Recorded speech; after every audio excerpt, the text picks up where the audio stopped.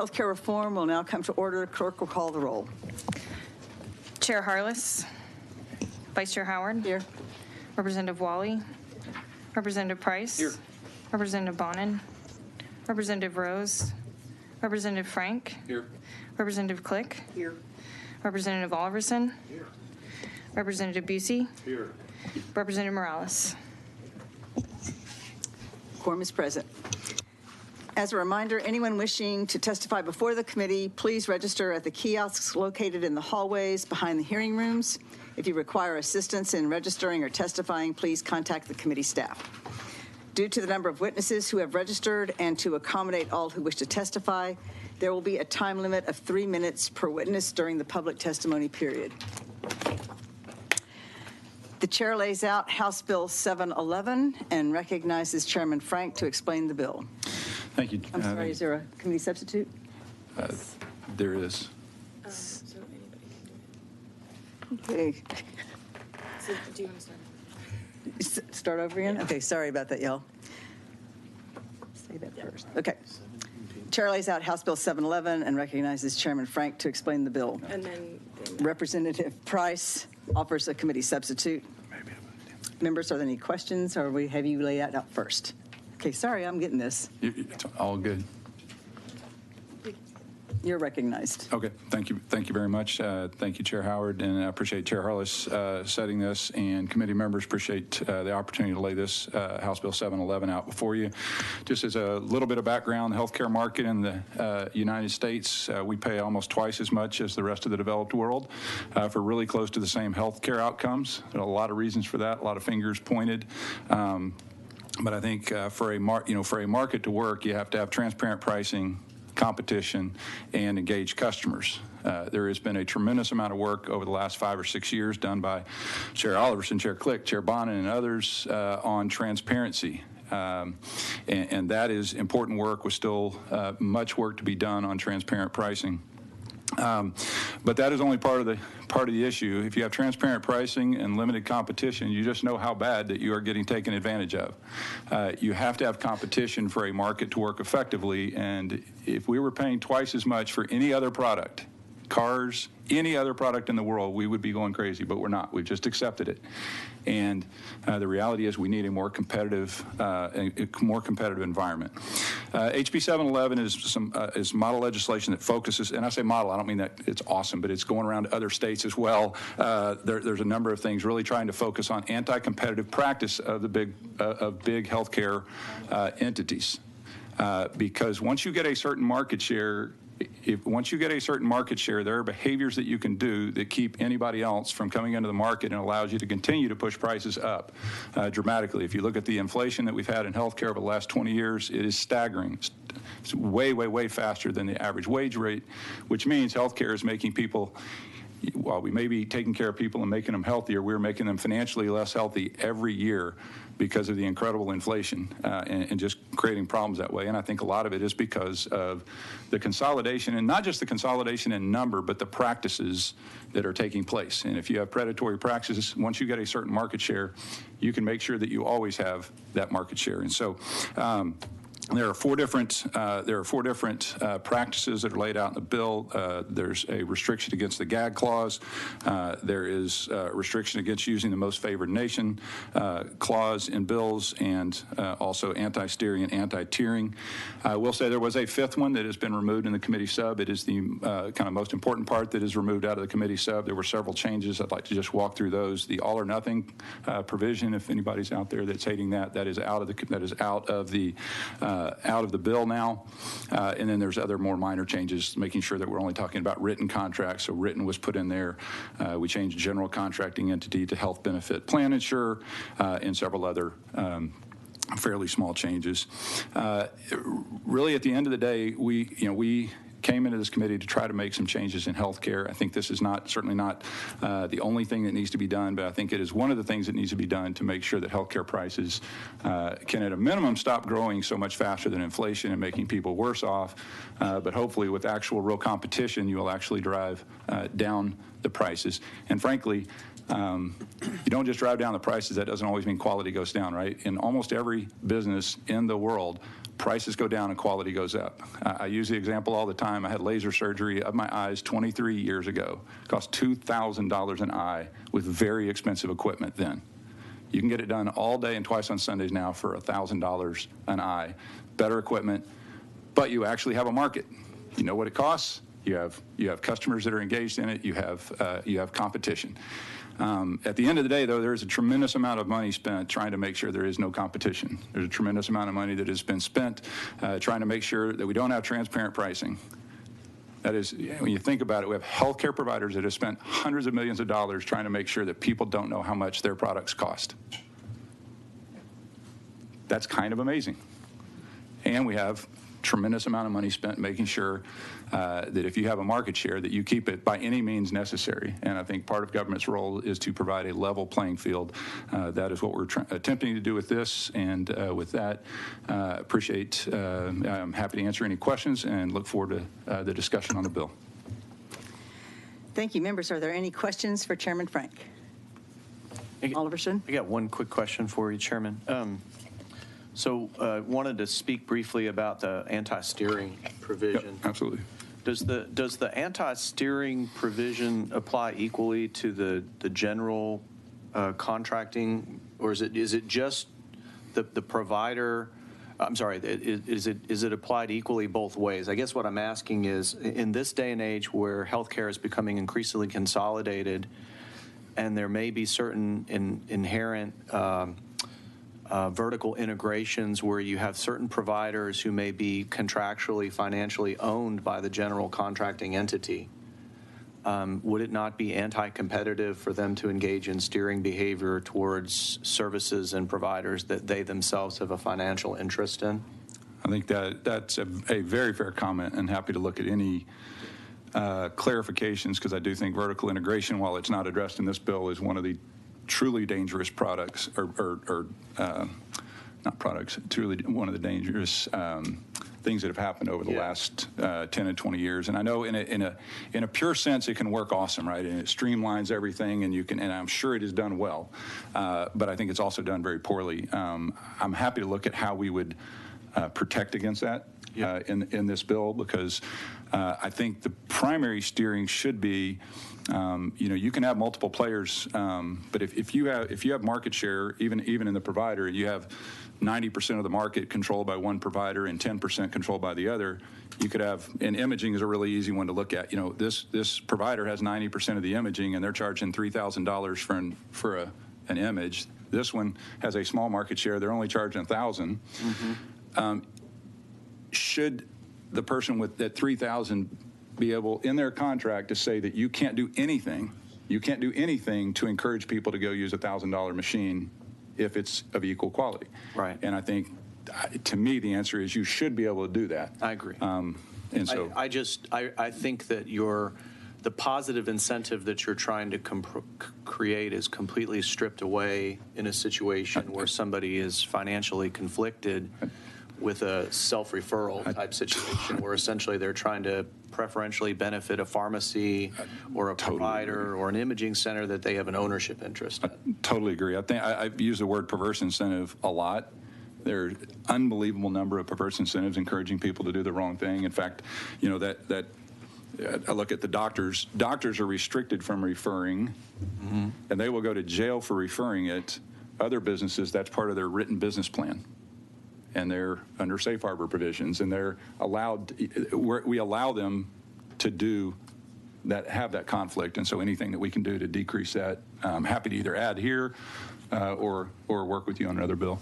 I just also want to say how appreciative I am of you. I mean, this is a really hard topic to tackle.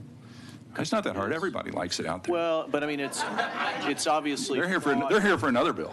Well, I understand, but it's obviously one of these things where it gets in the weeds really fast. It does. I just want to compliment you for your approach to dealing with this. I think you've been very fair to all sides in terms of taking input and making sure that we're actually moving something forward that eliminates anti-competitive practices while at the same time not inadvertently destroying competition. Well, thank you very much, and I appreciate it. The all or nothing is something that I have seen used to decrease competition, but it was brought to my attention real early on that it can also be used by the big guy to crush the little guy, and that is not at all what it was intended. That's not why it was in the bill.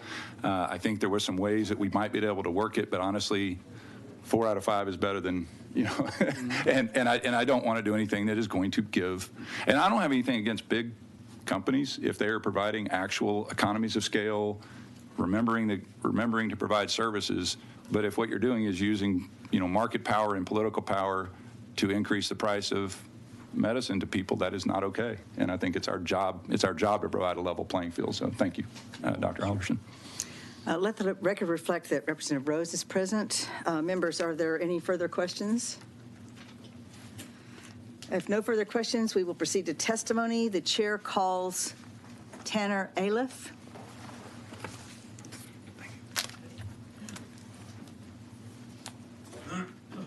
Thank you for being here today. We have you registered as Tanner Aliff. On behalf of Small Businesses for America and yourself for the bill. Cicero Institute. That's the wrong one. Oh, it's up here. Sorry. This is obviously not something I normally do. We need to change that. It moved. I apologize. You're with Cicero Institute, and you are for the bill. Yes. Got it. Awesome. Thank you. Well, thank you. I'd thank Chairman Harless, but they are not here. Thank you, Vice Chairman Howard and members of the Healthcare Reform Select Committee for giving me an opportunity to speak in support of HB 711, sponsored by Chairman Frank. My name is Tanner Aliff, and I'm the Healthcare Policy Manager for the Cicero Institute, a Texas nonprofit that advocates for innovative solutions to public policy problems, including policies designed to maximize competition in the healthcare system. We support HB 711's goal to address the contractual hurdles preventing access to care at a price Texas patients can afford. The cost of health care is increasing, and Texans are feeling it. Right now, it costs Texas families and employers over $20,000 to get health care coverage, a trend that has been increasing over the last decade. Additionally, Texas metropolitan areas have seen significant increase in hospital concentration, and nearly 70% of physicians are now employed by hospitals or corporate entities, which speaks volumes to the development of vertical and horizontal consolidation in the healthcare market. These factors contribute to higher prices, impose barrier to market entrance, and ultimately reduce patient choice. HB 711 is a scalpel bill. It removes anti-competitive contract provisions that drive up the cost of healthcare and do little to improve patient outcomes. This bill and the issue it highlights is not unprecedented.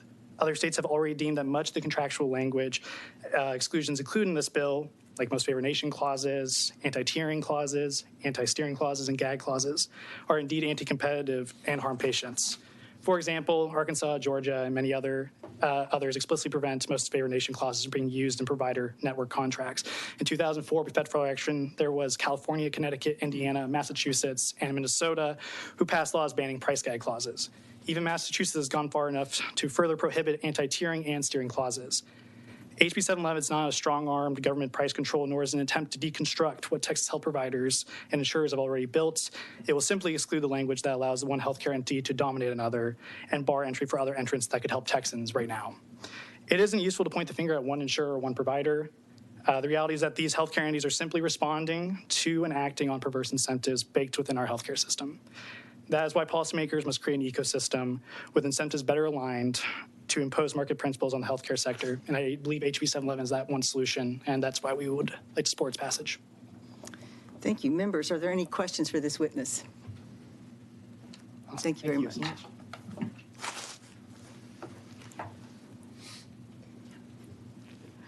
Chair calls Elizabeth Mack.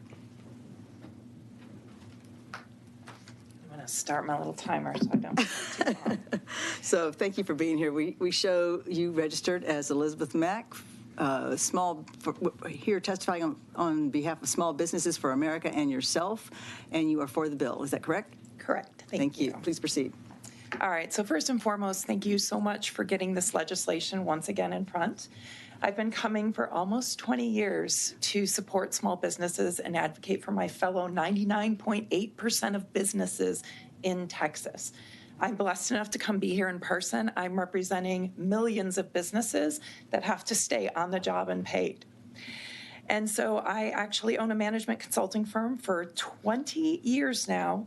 I've seen my health insurance costs for less than a dozen employees go from $300 to $15,000 to $20,000 a year per employee. If all of my employees adopt in for insurance every year, I actually experience a loss because it's up to 20% of my revenue now. We do highly specialized work. I cannot hire 20-year veterans in my industry without providing health insurance, vacation, and all those things. And thanks to the hospital consolidations, thanks to insurance costs going up, you know, I've become a medical tourist in the United States for my employees. One example, one of my employees was going to be charged $3,500 for a medical procedure.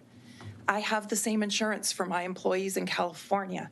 I flew them to California and they received the same procedure, which has price transparency legislation, for $750.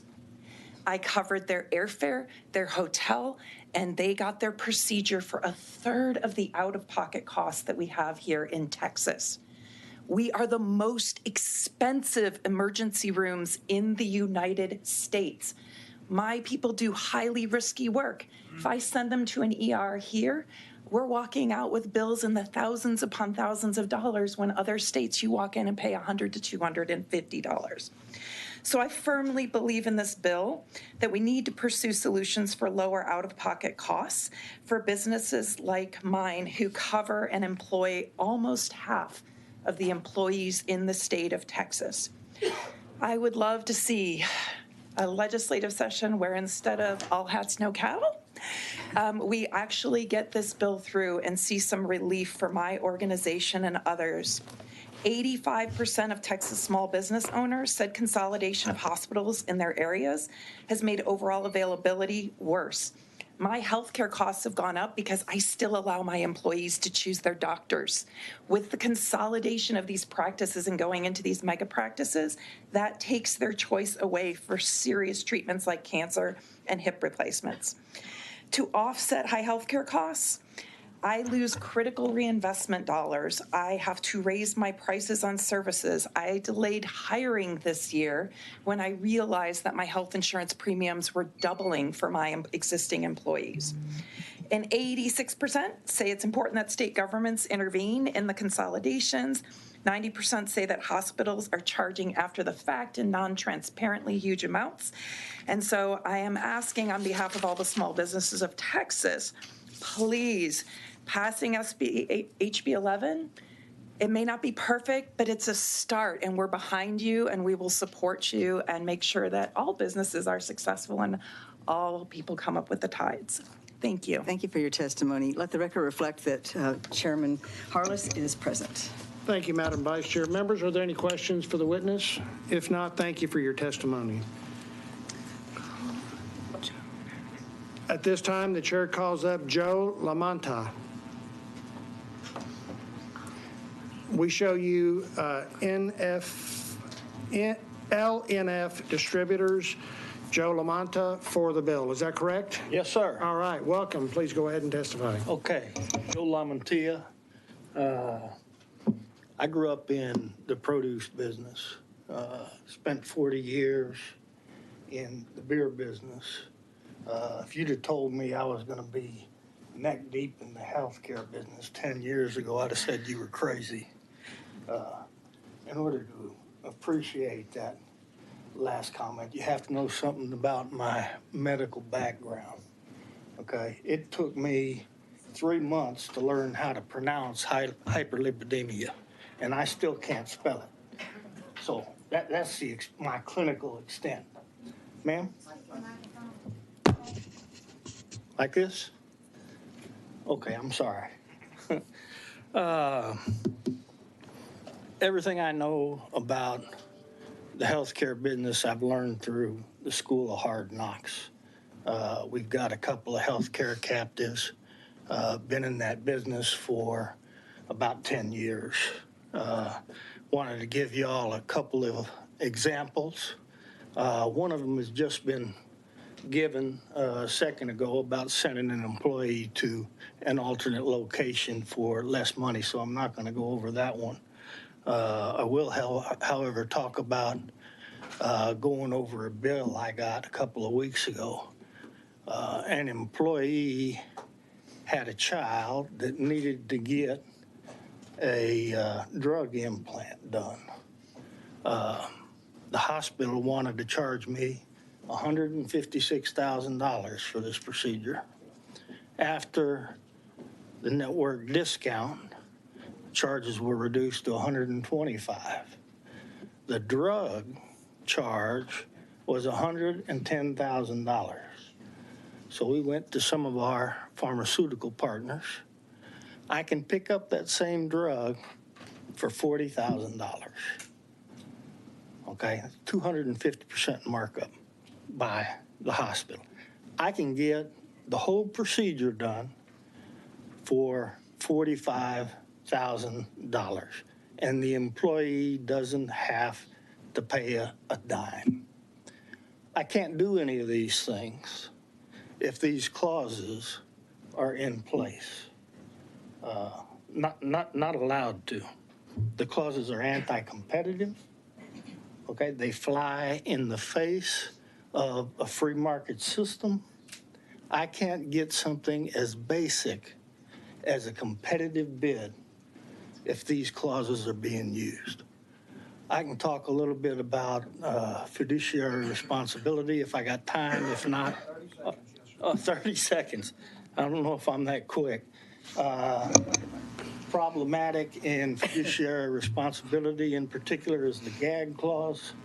The employer is responsible for seeing that the gag clause does not affect the benefits plan. Problem with that is that the gag clauses typically reside in between the network and the hospital, or the network and the TPA. They reside between the PBM and the pharmacist. As an employer, I am not privy to those contracts. I cannot see them, but I am being held responsible for the fiduciary complications that may arise from that. Thank you for your testimony. Hang tight. We're going to see if there's any questions for you. The chair recognizes Chairman Frank. Well, thank you for your testimony, Mr. Lamantia. Do you know anybody in the Senate that might be able to help with this? Well, I may have. Let me check for sure. I'll go upstairs later on and see.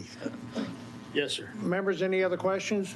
Thank you for hanging around to testify. I saw you here this morning early, so thank you. Thank you, guys. Appreciate it.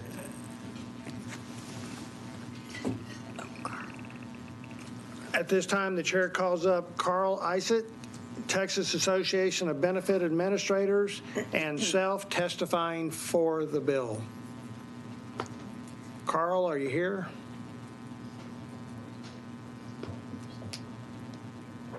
Going once, going twice. This time the chair calls up Charles Miller. Greg Gervin, testifying on behalf of yourself, and you're testifying for the bill. Is that correct? Yes, Mr. Chair. So I'm a resident fellow at the Foundation for Research and Equal Opportunity, but I'm speaking on the bill on behalf of myself because we don't take institutional positions on bills. Yes, and I am for the bill. Please proceed.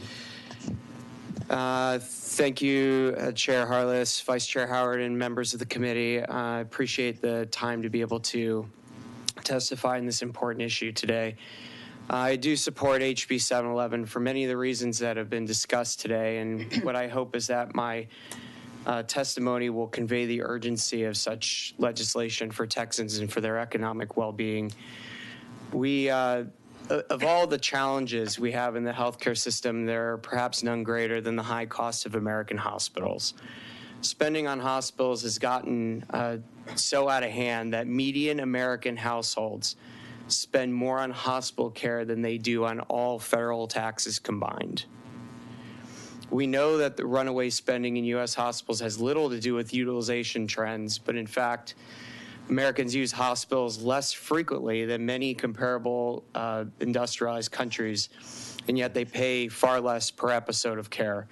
Among industrialized members of the OECD, the median hospital stay costs around $10,500 and lasts almost 8 days per stay, while in the U.S., the average stay costs more than $21,000 despite lasting only about 6 days. There are two driving forces behind high hospital prices, and they work together insidiously. It's hospital consolidation and these anti-competitive contracts with insurers. HB 711 seeks to address these issues by prohibiting anti-competitive contracting practices such as anti-tiering and anti-steering clauses. But these provisions also have the effect of discouraging hospitals from consolidating in the future because the prohibition of such practices make consolidation less attractive as a tactic to charge higher prices. I do want to say that there is more to be done in this area.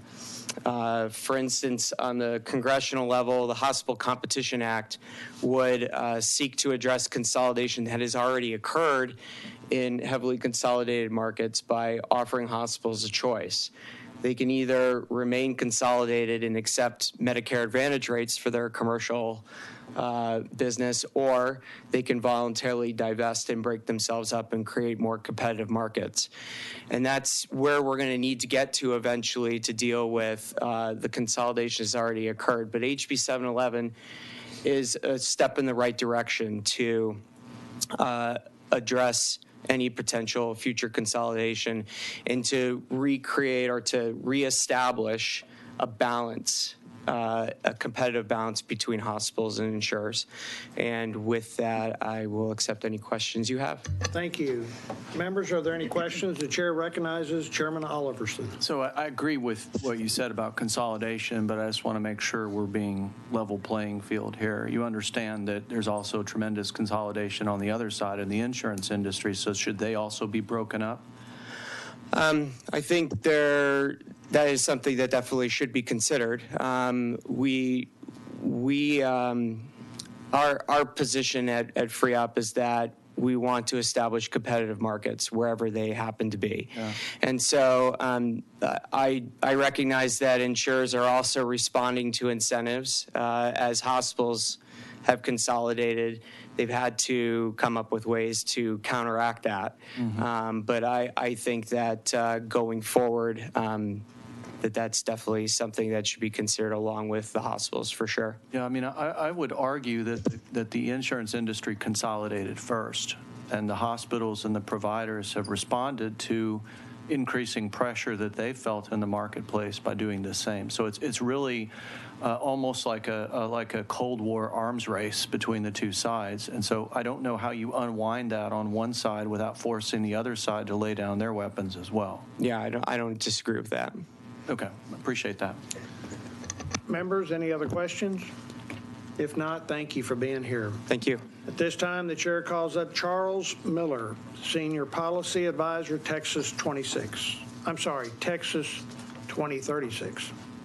And you're for the bill, is that correct? That's correct. Thank you, Chair Harless. Charles Miller for Texas 2036. First of all, thank you, Chair Frank, for laying out this bill. It takes a great amount of courage to do something in this where there is so much consolidation and vested interests in keeping the system in place. So we appreciate your efforts and really all of this committee. Chair Frank laid out that there's been so much effort in the past on transparency. And transparency has been so important, but it's only the first step. What we are really looking for is healthy marketplaces.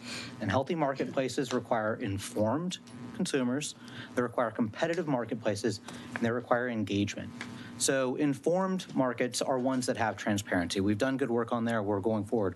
But what we need to do is take advantage of choices and have people who are engaged to make the right decisions. In healthcare, we see a massive amount of price variation.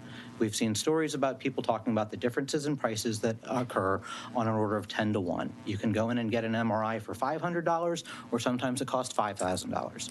You can go have a delivery of a child that maybe costs $4,000, or maybe it costs $25,000. This price variation doesn't exist in any other market that we're aware of. And so we have to wonder, what is it that we're going to do with this transparency that has revealed the extent of price variation? Intelligent employers would design smart benefit plans that allow them to take advantage of this new transparency and drive their employees to go seek high-value care, that is high-quality care that is at a lower price. So we should be able to utilize this new transparency to take advantage of that. Unfortunately, we see that consolidated actors have abused that position of their market power to prohibit those intelligent designs. Most importantly, the steering and tiering provisions that are prohibited by contract. So just to give an example of this, we saw this. This isn't just hypothetical. In California, Sutter Health was accused and had to settle for taking advantage of their market power and prohibiting employers and insurers from being able to steer their enrollees to high-value providers. They settled for $575 million, as well as injunctive relief, where they agreed not to engage in those anti-competitive practices for 10 years. This is the sort of behavior that we are trying to prevent from taking hold in Texas.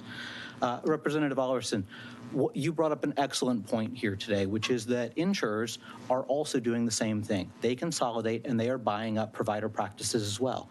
We don't want them to engage in unfair self-dealing. Fortunately, the bill imposes on them when employers and insurers are going to steer or tier a fiduciary duty, which is the highest duty the law can impose, that they do so only for the primary best interest of the patient. And by imposing that fiduciary duty, when we are enabling this steering and tiering to occur to the high quality care, it is being done again for the primary interest of the patient. Because as you note, that's happening on the insurer side too. And we want to be equal opportunity offenders here to create a level playing field. With that, I'll take any questions that do exist. Thank you. Members, are there any questions? The chair recognizes Chairman Frank. No, I just wanted to thank you for your help in working this bill, working through some of the details with us, because you've done a lot of work in the background, and so really appreciate the effort of you and your organization. Thank you. Thanks. And I as well want to express the thank you for always being there when we need you. Thank you. At this time, the chair calls up Terry Carliker.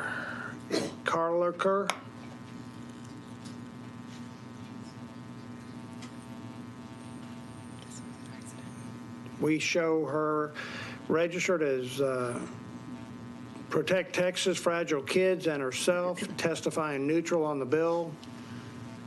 Is there anyone else who would like to testify for or against House Bill 711? If not, the chair recognizes Chairman Frank to close on the bill. Thank you very much, members. I'll be brief. I think I'm going to steal Charles Miller's line about healthy markets. I think healthy markets equal healthy people, and right now we don't have a healthy market, and I think this is certainly not going to do it all at once, but I think it is a step in the right direction, and would appreciate your favorable consideration. The committee close. Thank you, Chairman Frank. The committee substitute is withdrawn. Is there any objection? If not, House Bill 711 will be left pending. Is there objection? The chair hears none. House Bill 711 will be left pending. At this time, the chair the chair lays out House Bill 633 and recognizes Chairman Frank to explain the bill. Thank you, Chairman. I believe there's a committee sub. There is. The chair offers up the committee substitute. All right, thank you very much. Chair Harless, Vice Chair Howard, and members, appreciate it. This may not be quite the same love fest as the prior bill. So it's 3 pages, but it's a fairly straightforward bill, but it's got pretty big implications. I think I want to have some discussion on it. And but basically, the bill says that a patient, if they're uninsured or paying cash, will pay the lowest commercial rate to a provider. Now, lowest commercial rate is not the lowest rate somebody accepts. You've got Medicaid rate. This rate is higher than that. You've got Medicare above that. This rate is higher than that. It's the lowest commercially negotiated rate that provider has agreed to accept. Okay, they have negotiated to accept that highest, that commercial rate. So when you hear lowest rate, that is not at all the lowest rate the provider has agreed to accept. In fact, at a minimum, it's the third lowest. So it is not the lowest. In fact, most people in a commercial market realize that the commercial market is also, you're always getting told by providers, this is actually covering a lot of other people that aren't paying as much. So the commercial rate is already artificially high. But So that's what the bill in its current form does. Why the bill? Well, currently you've got healthcare providers, and by the way, sometimes we do bills we're somehow attacking all healthcare providers. Everybody probably understands you're usually going after the bad actors, and sometimes the good actors get hit in the process. I do want to try to make sure that doesn't happen, and so we will continue to be talking on this bill. But there are providers that accept $1,000 for a service, and if an uninsured person comes in, they will charge $4,000 for the exact same thing. 4 times, 5 times. I've had a lot of people in discussions, and honestly, particularly the hospitals, because this is where the most egregious practices honestly are happening, where you have somebody with a $6,000 surgery for an insured person is $24,000 if you don't have insurance, and that's what we charge. And so I asked the providers, they didn't like it because the lowest commercial rate's what it was, and I said, hey, what do we need to put in there? I'll put in 50% margin, but there needs to be some protection for an uninsured person. Right? Not just the rack rate. I don't know, any of y'all have ever gone to a hotel and you look at the back of the door and you go, this is not a $700 room. This is the way hospitals work. And so I said, okay, what is the protection we put in there for an uninsured person or a person paying cash? And the answer is, well, anything is rate setting. Okay, well, I don't really believe it's rate setting because that commercial rate is already negotiated rate, right? It is a negotiated rate with an insurance provider. Sometimes that's too strong of they may have too strong of a market share, and we've talked about that, but that is a negotiated rate. It is not a rate set. What the bill was doing is basically setting it at that rate. I am more than happy, and honestly, one of the things I'm going to ask people when they come up is, if you have that number, tell me what you think the number should be. And when I say the number is, you've agreed to this rate as a provider, how much margin, how much more should you be able to charge an uninsured person or a person paying cash? You don't have to go through an insurance process, or they're uninsured. How much more should you be able to charge them? Is that 10% more? Is that 20% more? 30%? 50%? How much more should you be able to charge an uninsured person? If your answer is 400, I don't think most people are going to be okay with that. But if your answer is, I can do whatever I want, set whatever price I want, I've also got, particularly for the hospitals, the amount of government funds that we give every year to those hospitals, okay? So if your answer is, we're a private business, we should do whatever we want, I don't think that's a great answer either. So I'm hoping, I realize there's people that don't like the lowest commercial rate. I told you how we arrived at that. We arrived at that because I thought, honestly, I've talked to a bunch of doctors in my area. I don't have anybody that wouldn't be thrilled to get paid cash at the lowest negotiated rate and not have to mess with insurance filing. You have 40% less people in your doctor's practice if you did that. 40% less people. I mean, I hate for that, but I mean, it's just a lot more efficient. This is the way we actually used to do it. I'm old enough to remember when people actually used to know what they paid for their services. And we got doctors that are frustrated that they don't feel like they have a relationship with their customer. Well, your patient is not your customer anymore. The insurance company is your customer now. The patient's just in between. So anyway, so I don't believe it is rate setting. I think it is already set. I am more than happy if you will tell us, I get there's a lot of people that are against it, and I think they're primarily, from what I've heard, they're against it because of that lowest commercial rate, and that's great. Tell me that's unfair. But I would like to ask you to tell me what you think is fair. And again, if you think fair is you charge whatever you want, you're a private business, then that's what we'll hear. So in closing, I would just say I don't think this bill actually affects most physicians in hospitals, because I don't think most physicians in hospitals do this practice. I've talked to, rural hospitals are like, we don't charge more than our commercial rate. George is like, we can get paid our commercial rate, we're happy. We don't charge 4 times more. We don't charge 3 times more just because you're uninsured. So anyway, with that, I'd be happy to answer any questions. And simple bill, I apologize, it's going to take us long, but I think it's a discussion worthy of having. Thank you, Chairman Frank. Members, are there any questions for Chairman Frank? If not, we're going to proceed to testimony. The first person we're going to call up is Genevieve Collins. Ms. Collins, we show you as Genevieve Collins, Texas Director, Americans for Prosperity, testifying for the bill. Is that correct? That is correct. Thank you. I also am in charge of the Libre initiative, which I did add to, Yes, to that component. Chairman, thank you. Thank you, all of you, for your time today. I am Genevieve Collins. I am testifying in support of House Bill 633 on behalf of Americans for Prosperity and the Libre initiative, 2 organizations that I lead. AFP and Libre have 13 offices across Texas, and I have a full-time staff that is growing to 40 located across the state. I bring this up because we're one of the largest grassroots and policy organizations in the state. And my folks live and work in their communities, listening to the issues of their neighbors, families, and friends when it comes to the barriers that they face, especially healthcare. The current insurance market is turning Texans into cash payers regardless of their intent. And AFP and Libre support HB 633 because it codifies patients in Texas to have the ability to become shoppers and be healthy while empowering patients to ask, know, and pay for their health care. My team hears from their communities daily that people are suffering from such high deductibles that they're foregoing health care entirely because it ranges from, their deductibles can range from $7,000 to even $16,000 to even begin to get care. Yesterday, I was meeting with a number of your colleagues, different state reps, where I learned that one of our activists who was with us, his name was Jacob, he's in Dallas, he's 22 years old. He's young, smart, successful, and soon to be a graduate from Southern Methodist University.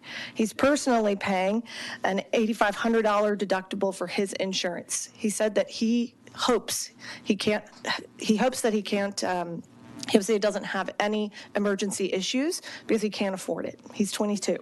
He also shared with your colleagues that his mother, Cynthia, who has a pre-existing condition and a pituitary tumor, that her CAT scans cost $2,700 through insurance, but if she paid out of pocket and paid cash, it would be $900. If her doctor allowed cash payments, not only would she have still gotten the scan, but she would have saved $1,800. Patients as shoppers mean that any doctor can accept payments in cash directly instead of going through insurance. And upon providing direct payment services, patients are getting the lowest contract rate for the services that they need. This will allow patients to get care at a cost they know and can afford with more options than just insurance. A Gallup poll last December found that 38% of Americans are deferring their health care costs due to high costs. That number is up 12% from 2021. And the poll cites the high and hidden costs of getting care as the number one reasons for patients deferring care. I'm sure we can all agree that health care in Texas should do three things. One, empower the patient. Two, give more Texans access to care. And three, reduce costs. I believe that this bill has the power to accomplish all three of those shared goals, and I encourage you to pass this bill. Thank you so much, Ms. Collins, for your testimony. Just for clarity, we show you as Genevieve Collins, Americans for Prosperity, and the Libre Initiative testifying for the bill. Members, are there any questions? That's correct. Thank you so much for testifying today. At this time, the chair calls up David Balot. Mr. Balot, we show you registered as the Director of Right on Healthcare, Texas Public Policy Foundation, testifying for the bill. Is that correct? That's correct. Please proceed. I appreciate y'all having me here. Thank you, Chairman. Thank you, members of the committee. This bill does two things. It requires providers to accept direct payment from an enrollee in lieu of submitting a claim to the enrollee's health benefit plan, number one. Number two, it requires providers to set their cash price ceiling at the lowest commercial contract rate accepted by the provider. I'm going to get into that in just a moment. Having run hospitals in the past, I can tell you I would have welcomed a direct payment from the patient at the time of service as opposed to chasing after my accounts receivable. If there are facilities that are not in favor of this, then I'd be interested in what their motivations are. I've seen a few arguments to this bill. I'd like to address and consider some of those arguments now. One argument that I've seen is that this gives insurers a free pass because they no longer have to adjudicate claims when patients pay directly. The benefit, I believe, also provides false to the provider in that they no longer have to abide by all the procedures. And when I say procedures, a good chunk of the EMR, verification, authorization, prior authorization, coding, submission of claims, using a clearinghouse, submitting to the insurance. It goes on and on. But depending on the size of the facility and the specialty of the provider, your overhead that is attributed to the billing and collection for services is between 20 and 40%. So there's a benefit in not having to follow a lot of those things. And the cost associated with collecting payment after services is rendered. So the provider is now paid in advance. Cost saving for insurers are there as well, and this should result in downward pressure on premiums in subsequent years, which will further drive down the cost of coverage. Another argument is that this bill discourages health plans from creating adequate networks in the state. Well, I contend that that's probably already the case. TDI continues to grant exemptions to insurers from complying with network adequacy under the guise of our surprise billing laws here in Texas. And this, to me, begs the question, are networks effective, and who do they really serve? Many providers, mostly independent physicians and medical professionals, have a cash price which is less than the lowest contracted rate. This bill does nothing to change that practice. The language simply states that the cash price should be no more than the amount accepted at the lowest commercially negotiated rate. So it sets a ceiling. And with that, I'll end my testimony and open up for questions if there are any. Thank you, sir. Are there any questions? It's always great having you here. Thank you. Thank you. At this time, the chair calls up Christopher Hall. Christopher Hall. Dr. Hall has an emergency, so. Okay, we're going to show him as registered on behalf of himself and neutral. This time the chair calls up, yeah, there's no chance I'm going to get this name right, but Daniel Chepkaskis, Legislative Director, Parent Choice Coalition, testifying neutral on the bill. And how bad did I butcher it? You're pretty close. Chepkaskis wasn't too bad. Okay. So, we show you registered as neutral? Yes. All right, you may proceed. Thank you, Chairman, committee members, for the opportunity to testify. My name is Daniel Chepkaskis, Legislative Director for the Patient Choice Coalition. I registered neutral on this bill just because I have some recommendations to provide. But as I stated to the Representative Frank, if the bill passed as is, it wouldn't harm any of my clients. I just have recommendations that I think would make the legislation better. House Bill 633, I think, is obviously a consumer protection bill, provides consumer choices, and I think it actually benefits healthcare providers. Many of our independent and rural healthcare providers, they prefer to receive cash payment because the claims adjudication process for insurance is a nightmare, especially if you're out of network. You're not certain of when you'll be paid on your claims. It could go 6 months to a year on unpaid claims. And so receiving cash from a patient speeds up that process, and honestly, it increases the value of each healthcare dollar. So I think it's great from that perspective. But what we do find with many in-network providers is they're very reluctant to offer a cash discounted price because it may be deemed as inducement, steering a patient in a particular direction. So this legislation would provide a patient that opportunity to pay cash. I know the example's been used of an MRI, but it's true. I hear it all the time. An MRI can be provided for $500 in many cases, but insurance, it may cost $1,500 to $2,000, many times exceeding the patient's deductible. And so the patient has this situation where if I pay the deductible, it's more costly than it would if I just paid cash. And so this would give them the opportunity to actually pay the $500 rather than having to pay a high-cost deductible to utilize their insurance. Some of the recommendations that I have, first one would be applying those cash payments towards the enrollee's deductible or out-of-pocket maximums. In the case where a patient has insurance, they utilize their insurance, they're getting credit for that healthcare payment towards that deductible. Now, if they don't use their insurance, it's a covered service and they pay cash, they get no credit. So it makes no sense why they're not getting that credit. I think in that situation, the insurance company, it's not a claim that's being applied towards the insurance, and the patient gets the benefit of paying less for the care, but they're actually slowly decreasing their deductible or out-of-pocket maximum over a period of time so that when they do use their insurance, there's less out-of-pocket exposure when they use their insurance. So I think that would be a huge benefit to the patient. The second recommendation would be, rather than using the lowest contracted rate for a patient that has insurance, making it whatever is applicable to that patient's particular insurance. So it's an apple-to-apple comparison. If I have Blue Cross Blue Shield policy and my health plan reimburses at a certain benefit level, I think that the cash pay should be at or less than that amount rather than just an arbitrary lowest contracted rate. Sometimes, with contract rates, depending on the service, certain services are a loss to the provider, and other services, they profit on those. But I think that in the long term, if it's apples to apples comparison with the patient's health benefit plan policy, then I think that's more than fair. When the patient has no insurance, then I think the lowest contracted rate is perfectly fine, because the healthcare providers that I represent, they would take that rate all day long for the uninsured. Many times they take it all day long for the patient that has insurance. If they're out of network, they're getting paid less than that anyway. I got to cut you off right there, but I'm going to ask you a question. Yeah, go ahead. Do you have any more recommendations? Nope, that's it.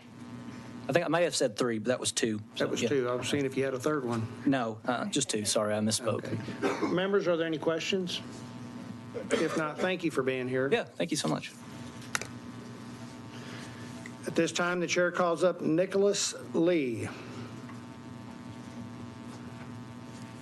We show you as Nicholas Lee, Texas Society of Anesthesiologists, and yourself testifying against the bill. Is that correct? That's correct. Thank you. You may proceed. All right, Chairman Harless and members of the House Select Committee on Healthcare Reform, my name is Dr. Carlos Nicholas Lee. I'm here today representing the Texas Society of Anesthesiologists and myself in respectful opposition to House Bill 633 as filed. I'm a board-certified pediatric anesthesiologist. I work just up the road here in Austin, Texas. I've been here for about 10 years. I got into work last night about 3 p.m. Woke up this morning around 6, left the hospital, and came straight here. So on behalf of the other really tired 3,800 anesthesiologists in Texas, I appreciate the opportunity to speak to you today. So House Bill 633 would establish a direct payment model for healthcare services and cap that charge for healthcare services at the lowest commercial rate allowable under a healthcare plan. That rate, whether it's just at Medicare, Medicaid, a little bit above, for a large part of the people that are practicing in the state of Texas would be an unsustainable payment amount if that payment is that lowest commercial rate. Accordingly, the Texas Society of Anesthesiologists must respectfully oppose the payment cap set forth in the bill. It is a free market principle to be able to set a price, and House Bill 633, I see it as being somewhat anti-free market. Establishing that cap payment based on rates determined by the insurers will incentivize them over time to go out of the network and eventually come back to that rate. That's going to be a race to the bottom and a perverse incentive for health plans to pay physicians less and less to just increase their profits. Physicians rely on fair contracting. We set prices for services and hope to contract with health plans, often at a discounted price, so that patients benefit from having that adequate in-network provider. As you stated earlier, it is difficult to set a price, and I think that price is really, it can be very, very patient-dependent, institution-dependent, situationally dependent, because even having my kid have a particular surgery at an outpatient surgical facility versus a level 1 trauma facility, I really should expect that charge and that rate to be very, very different, because the resources in the event anything goes wrong, or the ability, the capacity to do something if something goes wrong, is completely different. One could be death, and one could be home by 3 o'clock that night. So it's just very different. But I think that rate is something that, what does the hospital, what does the surgery center, what does a parent, what is the plan, what do they all expect? And I think that negotiated rate is really what that free market is, albeit not that 400% charge up or things like that. That's outside the box, like you were saying. Those are the bad apples. But fair contracting with those commercial insurance providers gives us the opportunity to provide a valuable service to the community through Medicare and Medicaid, all the while maintaining that viability of our practice with that healthy payer mix. House Bill 633 may eliminate that healthy payer mix and in turn jeopardize the ability for us to keep our doors open for our field here in the state of Texas. This will ultimately increase the cost of care to the system, resulting from diminished access and delaying care. Capping payment for services based on rates establishing by the insurance companies really gives them all the powers, and they're now a $1 trillion entity. And it's going to be hard going forward, giving them more power to be able to take that back and improve health care for the benefit of our patients. Dr. Lee, let's see if we have any questions for you from the committee. Yeah. The chair recognizes Representative Rose. Thank you, Mr. Chairman. I was just going to ask Dr. Lee to continue if he could finish his statement that I was listening to. Oh, so I was done. You were? The last thing was Okay. that I really do appreciate your attention. Happy to answer any. Okay. Well, let me ask you this, Dr. Lee, because I just want to make sure that I'm reading this correct on this bill. So if a person have insurance and then they want a procedure and they decide, well, I don't want to use my insurance, can they just, is this like a pick and choose? You can decide one day you want to use your insurance, or does it, you just have to be uninsured completely? So I'm a part of a pretty large organization internationally and also here in the state of Texas. And for the most part, we don't have that type of patient demographic, patient situation for most of our cases.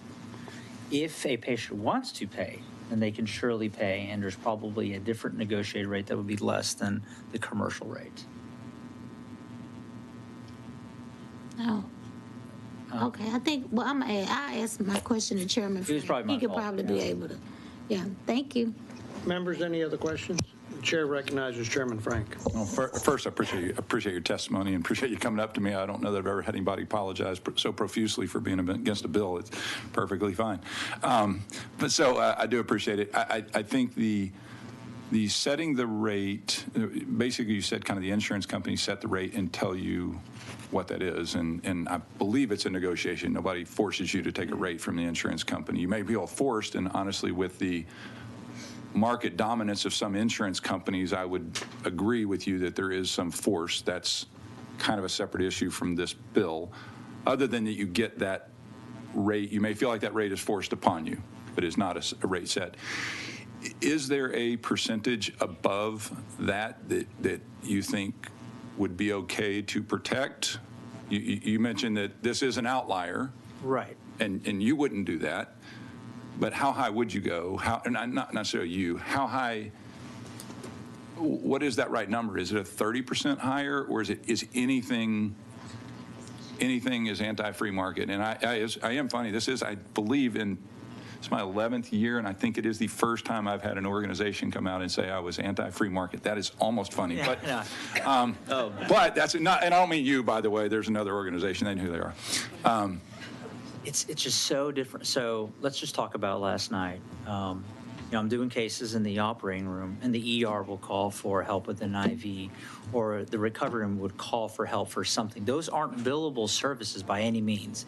I'm not saying that they're free, but it is the expectation that if the hospital or a patient wants to have this level of expectation of satisfaction, that is what it will establish the rate for them. And at an outpatient surgery facility where it's very clear you have razor thin, like staffing, you may not have any backup. Yeah, you should expect that scan or that colonoscopy or that tonsil should be really cheap. And if you're really healthy, and it's probably going to be more than fine.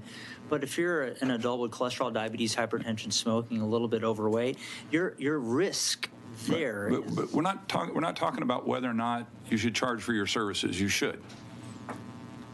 We're talking about how different should the charges for your services be to an insurance company that's a big, strong, whatever, and somebody that doesn't have insurance. How big of a delta should there be? It's not, I mean, to me, it's because it's not, well, whether it's a trauma center or not. We're talking the same service provided, same place. How big of a difference should there be in those things? Is it 30%, 50%, 100%? I'm just asking, and you may not have an opinion. It's never quite the same service. Okay. It's hard to give that rate. Members, any other questions? If not, thank you for your testimony and thank you for being here. At this time, the chair calls Adam Hornback.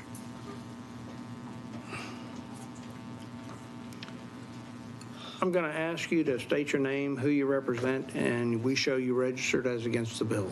Absolutely. So my name is Adam Hornback. I am representing the Texas Ambulatory Surgery Center Society. Okay, and you're against the bill. as well. You may proceed. Good afternoon, Chairman Harless and members of the committee. Thank you for the opportunity to come and talk with you about the bill and express our concerns with HB 633. I'm a nurse and administrator of an ambulatory surgery center in Mesquite, Texas. I've been an administrator for over 10 years. For those that may not know what an ambulatory surgery center is, we are essentially a same-day medical facility. We do outpatient surgery. My center is a small business, independently owned by a physician, and we are multi-specialty, meaning our center sees multiple different specialties in the same location. To be clear, we do not see sick patients. We do not see emergencies. Everyone who comes to our center has been approved. They know their pricing before they get there. They are aware, and usually they pay prior. Okay, for that reason, ASCs have great outcomes with low infection rates. Our concerns with the bill are probably similar to most of the healthcare, most healthcare concerns, which is that lowest contracted price. We offer cash prices, and we post them on our website for all to see. One of the things that, but some of those are not equivalent to the lowest price based on what our contracts are, and we can get into that again later. First, when we sign contracts with payers, we're prohibited from sharing our contracted pricing with the public. Second, healthcare providers see a variety of different payer types, and depending on what we get with one payer versus another, we may make money on one and not make money on the other, but we make it up in volume. So that's the idea. Forcing healthcare providers to offer a patient a cash price equal to the lowest contracted rate would negatively impact all of our healthcare and would result in forced closure of many facilities, which would negatively impact local communities, taxes, employment. For currently employed healthcare workers, it would also negatively impact access to procedures, which we saw during the COVID, whenever ASCs weren't able to see procedures. And lastly, with all due respect, our industry worries that this legislation effectively permits the government to set pricing for a private contract between two parties. This is not a representation of a free market. There are more than 570 ASCs in Texas employing thousands to provide efficient, cost-conscious, and safe health care for our communities. We believe we understand the intent of the bill to help patients receive fair charges. In our industry, patients have the right to shop and are not forced to any particular ASC, so they're allowed to shop. We appreciate your attention, and I can answer any questions. You're also testifying on behalf of yourself, is that correct? That's correct. All right, thank you. Members, are there any questions for the witness? If not, thank you for being here. Thank you. At this time, the chair calls up Ezekiel Silva. And while he's coming up, I'm going to ask all those in the audience, again, to please remember to silence your cell phones. Ezekiel Silva, we show you the Texas Medical Association, Texas Radiology Association, and yourself testifying against the bill. Is that correct? That's correct, Mr. Chairman. You may proceed. So my name is Dr. Zeke Silva. I'm a radiologist, physician. I practice in San Antonio. Again, representing the Texas Medical Association, our more than 57,000 members, the Texas Radiological Society, and our 2,900 members. While we respect the intent of the bill and we respect the discussions to this point, I am testifying in opposition to House Bill 633 as filed. This is where we do a line, and I want to be clear going into this. I'm not speaking for the hospitals, and any comment I make regarding the health plans relates to our relationship between they and we as physicians in the health plans themselves. But we do align on this stated goal of allowing patients to have access to quality health care at an affordable cost. I mean, that is key to the mission of the Texas Medical Association. And we're also aligned to direct payments. We're quite accepting of subsection A that would enable direct payments even for beneficiaries that are covered by a specific health care plan. The reason for our opposition, and Chairman Frank, I apologize for using this term again, but is sort of an anti-free market nature to it. And I don't want to for a second imply that that's your philosophy, and I don't want for a second imply that was the intent going into this bill. But as we've looked at this bill, it's our conclusion that that's the case. And let me explain why, because this is to understand why we are taking this position is to sort of look at what this bill would enable. So imagine I'm a physician and I have a contract with Plan A, and then I also have a contract with Plan B. One of the enrollees in Plan A comes to my clinic for a service and decides that for whatever reason, he or she does not wish to bill their insurance. They wish to make a direct payment. That payment rate would be capped at the lowest rate of all my contracts. In this case, imagine B is lower for whatever reason. That would be the cap on that payment. And it's our belief that that would stimulate and potentially enable essentially a race to the bottom. Like those rates are too low even at the commercial level. So what does that mean to me as a physician? So imagine now I lose the ability to negotiate a direct payment with that patient directly. And it's not just our desire to make that the highest possible. Oftentimes we'll negotiate a direct payment in the scenario just described that's lower. Imagine charity care, prompt pay care. I mean, we have psychiatrists at the TMA that have a sliding scale for mental health services and therapy so they can help patients that perhaps can't afford whatever their indicated charge, their usual charge may be. And then the contract negotiation piece is particularly relevant. Most of us want to be in contracts. We want to be part of networks. We want to take care of the patients in our community. And if this cap is in place on direct payments, we lose the ability to contract fairly with the healthcare plans. That proverbial race to the bottom becomes very real for us. And the consequence of that race to the bottom in the form of lower rates is difficulty sustaining the viability of our practices. We're small businesses. We have staff, we have equipment, we have utilities. And for us, if we lose that ability to take care of the patients in our community, that first goal that I said, well, we are aligned, is allowing access to affordable health care for patients. If we're not there, that care doesn't exist. Now think about the health plans for a moment.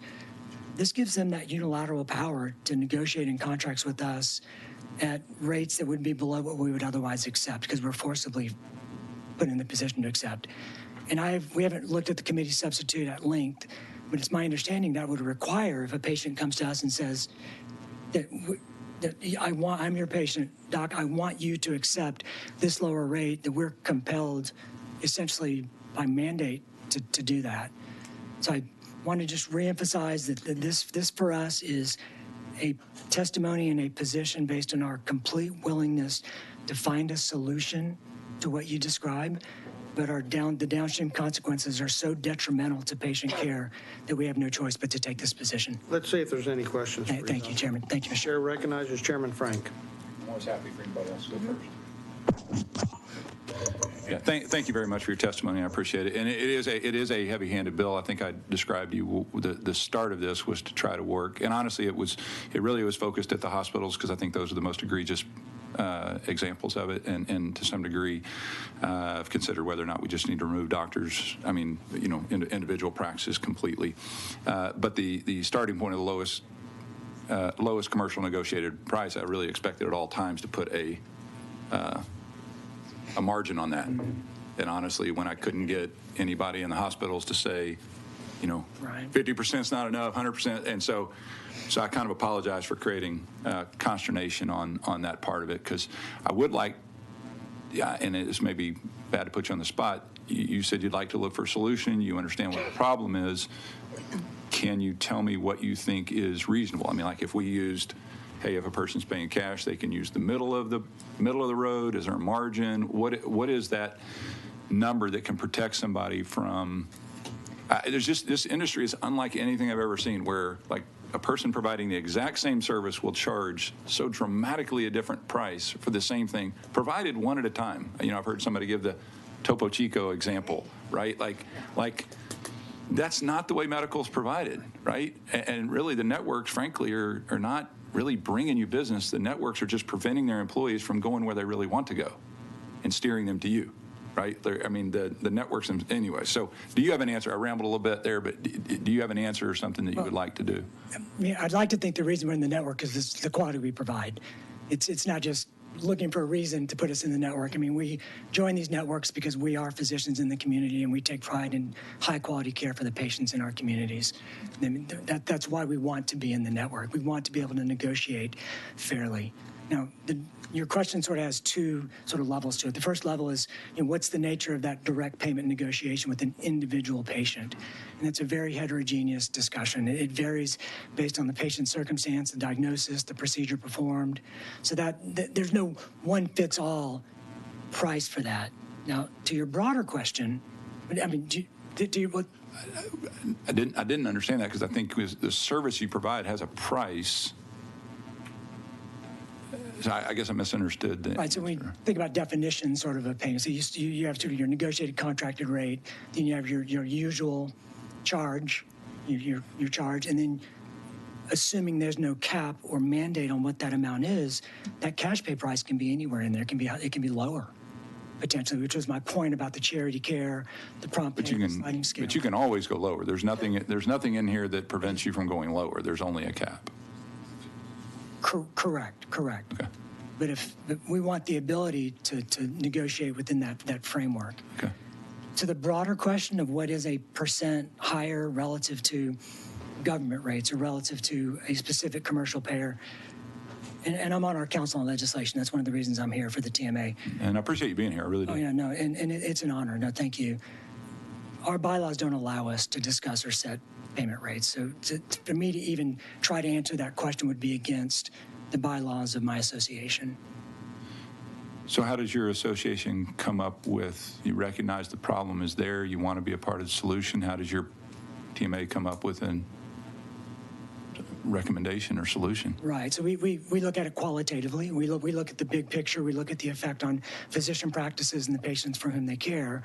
But we're not allowed, and our bylaws don't enable us to discuss a percentage of any payment schedule or fee schedule. We can't come in the room and say, your practice has that fee, your practice has that, and somehow share that collectively. No, but thank you. The chair recognizes Chairman Oliverson. Thank you, Mr. Chairman. Dr. Silva, I appreciate you being here today. And I think you're thinking a lot of the same things I was thinking. But so I've always thought of being in network as a good thing for a provider. Being out of network is a bad thing, unless you're just trying to run a scam on people, right? I mean, that's how I've always looked at it. I don't know if you would agree, but I do. Physicians typically contract with plans to be in network because oftentimes they are small businesses. Oftentimes they are looking for steerage. They are looking for a certain consistency and predictability to the volume of patients that they might see. They're also looking for certain advantages and agreements in terms of prompt pay and other things that might induce them to be willing to offer a discount off of what they perceive to be the fair market value for their services. So I want to be really clear that I think as a physician, I don't know if you would agree with this, I look at a contracted rate as always being worth a discount over a non-contract. In other words, an out-of-network provider should always be paid at a higher rate than an in-network provider, because fundamentally you are entering into an agreement where you're offering to provide a service at a cheaper price in exchange for something. And so the concern I have is that those networks is what drives value on the physician side, being able that the insurance company can then contract with the employer and say, we were able to negotiate a discount. And to your point with the race to the bottom, I mean, I think maybe a potential consequence of this type of approach is that you're essentially eviscerating all networks forever and all time. It becomes a meaningless conversation to have a network, which completely takes away a provider's incentive to negotiate in the first place, because they're offering a discount in exchange for something non-financial. Is that the case in your practice? First of all, I agree with everything you've said. And you sort of that non-financial or non-sort of economic incentive or motivation or benefit to being part of one of these networks and one of these plans is exactly as you described, because we're looking forward. We know we have expenses going forward. We have to pay the rent. We have to pay our staff. So having the benefit of knowing that we have enrollees in our community that are coming to allow us to take care of them allows that stability, and the lower payment rate is accommodated, or at least the benefit is gained relative to that lower rate. So I think your comparison there on a qualitative basis is spot on. But I also think there are situations in the defense of what my good friend and colleague is doing here. I think there are situations in the provider community where people who do not have insurance but have financial resources are price gouged. And those are uninsured folks. And the problem is they have no real mechanism for getting a fair market value quote up front, an upfront estimate of price that's actual, like, you go and buy a car and you know what that price is going to be because you got to sign the contract before you write the check, right? And so it is sometimes difficult for a patient to access that same level of transparency and upfront pricing when they're uninsured. When they're insured, there's an assumption being made that the insurance company is supposed to be doing their job and getting a discount. That's what the network does. The network is supposed to be finding discounts. But if you're uninsured, you don't have anybody in your corner.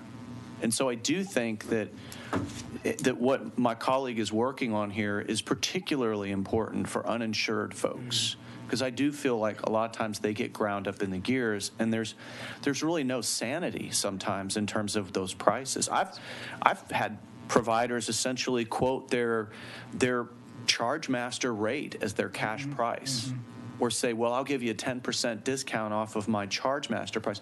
Well, their contracted rate, their highest contracted rate, is probably a 50% discount off of that. That's crazy. But last thing I was going to ask you is, with respect to, you were talking about, prices and stuff like that and bylaws and stuff like that. Is it the case in your contracts, do you have prohibitions on publicly, I know that's part of another bill we're working on right now, but at least as it stands right now, are you prohibited from discussing your contracted prices publicly or with other providers as part of your contract? My own practice in San Antonio. Dr. Hollis, Chairman, I don't know the answer to that question. Okay. I know that is a common thing a lot of times. It is a situation where a provider can't discuss with other providers or in the presence of other providers what their specific contract is. And I think that's the gag clause that he's trying to eliminate. And I'm testifying on behalf of the TMA. I didn't even think to ask my practice what I could or couldn't say, so I need to be respectful of that dynamic. Okay. I do want to make one, if I may, Mr. Chairman, one quick point here. So we are seeing some regulations and laws around this. For example, the No Surprises Act has some evolving regulations around good faith estimates. And if that good faith estimate is exceeded, perhaps that can go to the next step of mediation, arbitration, or some external review. And there are, and I'm not an expert on these, but even the Texas Medical Board does have rules regarding inappropriate or fraudulent billing and what the effects of that may be on one's practice, license to practice medicine. Thank you, Dr. Silva. Yeah, thank you, Chairman Oliverson. Thank you, Chairman Oliverson. Members, are there any other questions? If not, thank you for your testimony. Thank you, Mr. Chair. The chair recognizes Chairman Bonin as being present. At this time, the chair calls up Charles Miller, Senior Policy Advisor, Texas 2036. And we show you as registered neutral. That's correct. Thank you, Chairman. Charles Miller here with Texas 2036. We are here on the bill today. I think that this bill, from our perspective, lays out an important framework to protect uninsured individuals from these high prices that we have discussed. And I think, again, Chairman Oliverson, I want to compliment you for spotting just an important point here, which is that there is an analogy to another area where we see a market failure, and it's in price gouging, which occurs after a disaster, when we recognize that the normal market forces don't exist, and we say that even though those normal market forces aren't in play and can't exist, we are going to prohibit price gouging. And so while we do take issue and think that the lowest contracted rate presents an unfair cap to the provider community, that there should be some cap that is recognized that does provide a ceiling to provide certainty for uninsured populations to be able to get care that is affordable and not experience that price gouging. With that, I'm happy to take any questions. Members, are there any questions? Yes, the chair recognizes Vice Chair Howard. Thank you, Mr. Chairman. So with what you just said, what amount would you suggest that would be that? I don't want to say a particular rate that we would be advocating for. I think there are a couple of approaches. One would be to say, let's take a look at what is the median contracted rate. One could take a look at what is the highest contracted rate. There could be some sort of blended approach that we could look at, and it could even be a multiple of some other sort of reference. We could take a look at a Medicare reference price and do some sort of multiple of that, whether it's 150%, 200%, something. And ultimately, whatever is determined is going to be arbitrary to some extent. So there is no perfect number, and it should be negotiated through there. But the point is that the prices that we do see, those charge master rates that get applied, are outrageously high, and I would just say lower than that. Okay, thank you. Members, any other questions? If not, thank you for being here.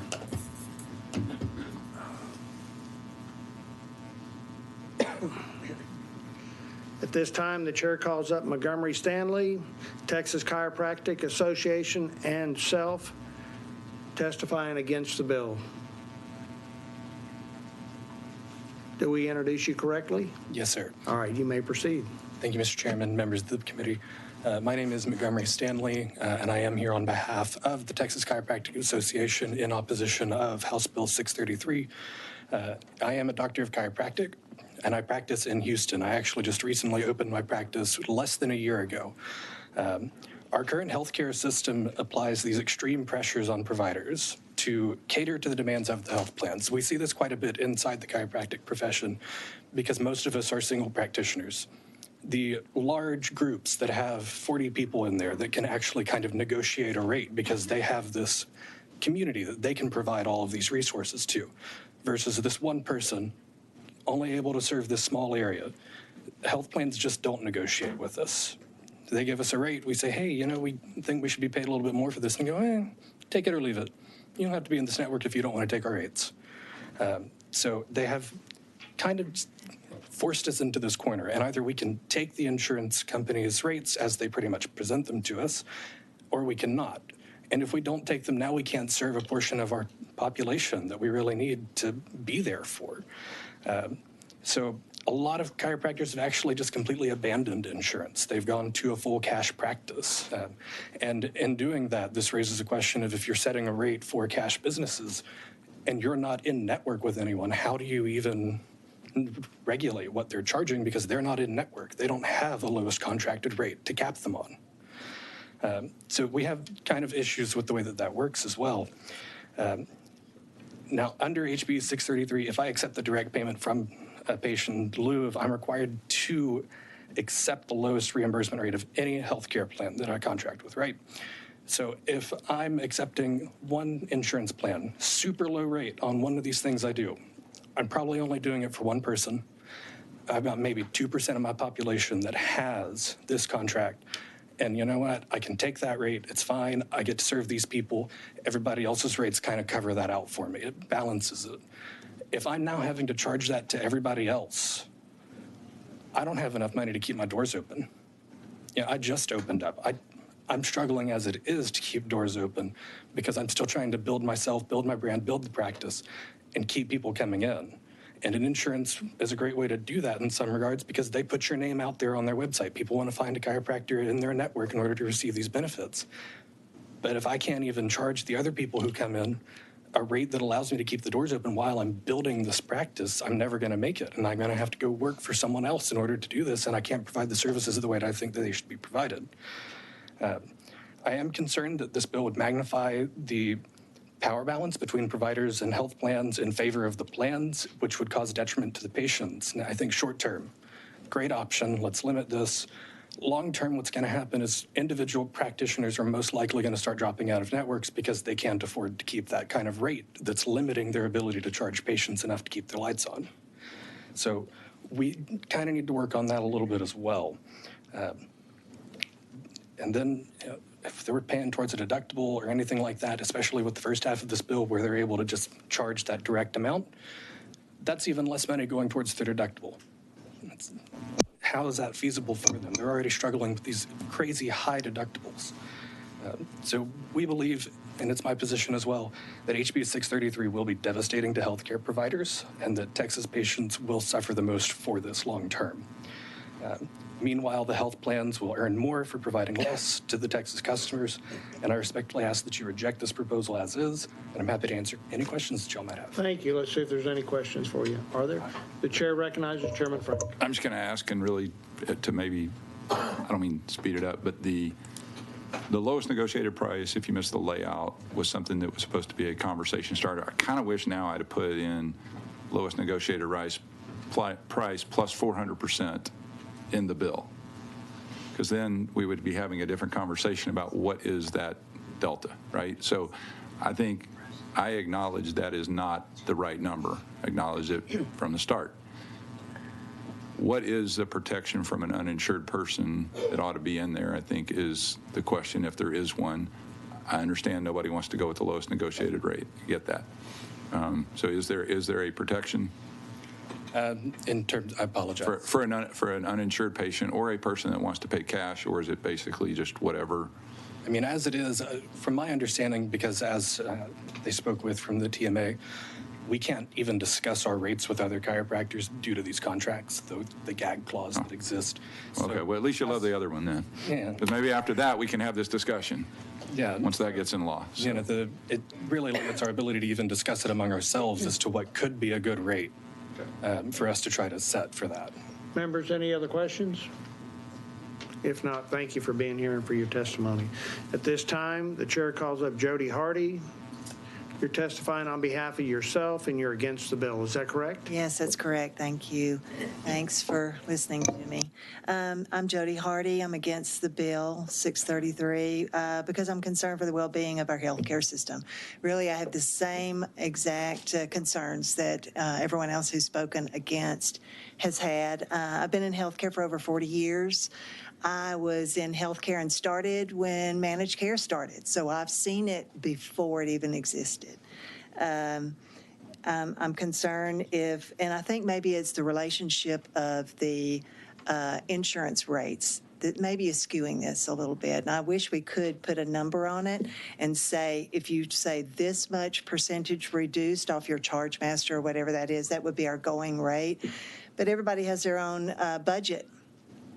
Every medical office, every hospital, so their rates are going to be different. So it would be hard to even put that number on there. So I understand why no one can give that number. I think this needs to be done. I think I'm very concerned about health care. I think we have excellent medical care in this country if we could just get it at an affordable rate. I totally agree with that.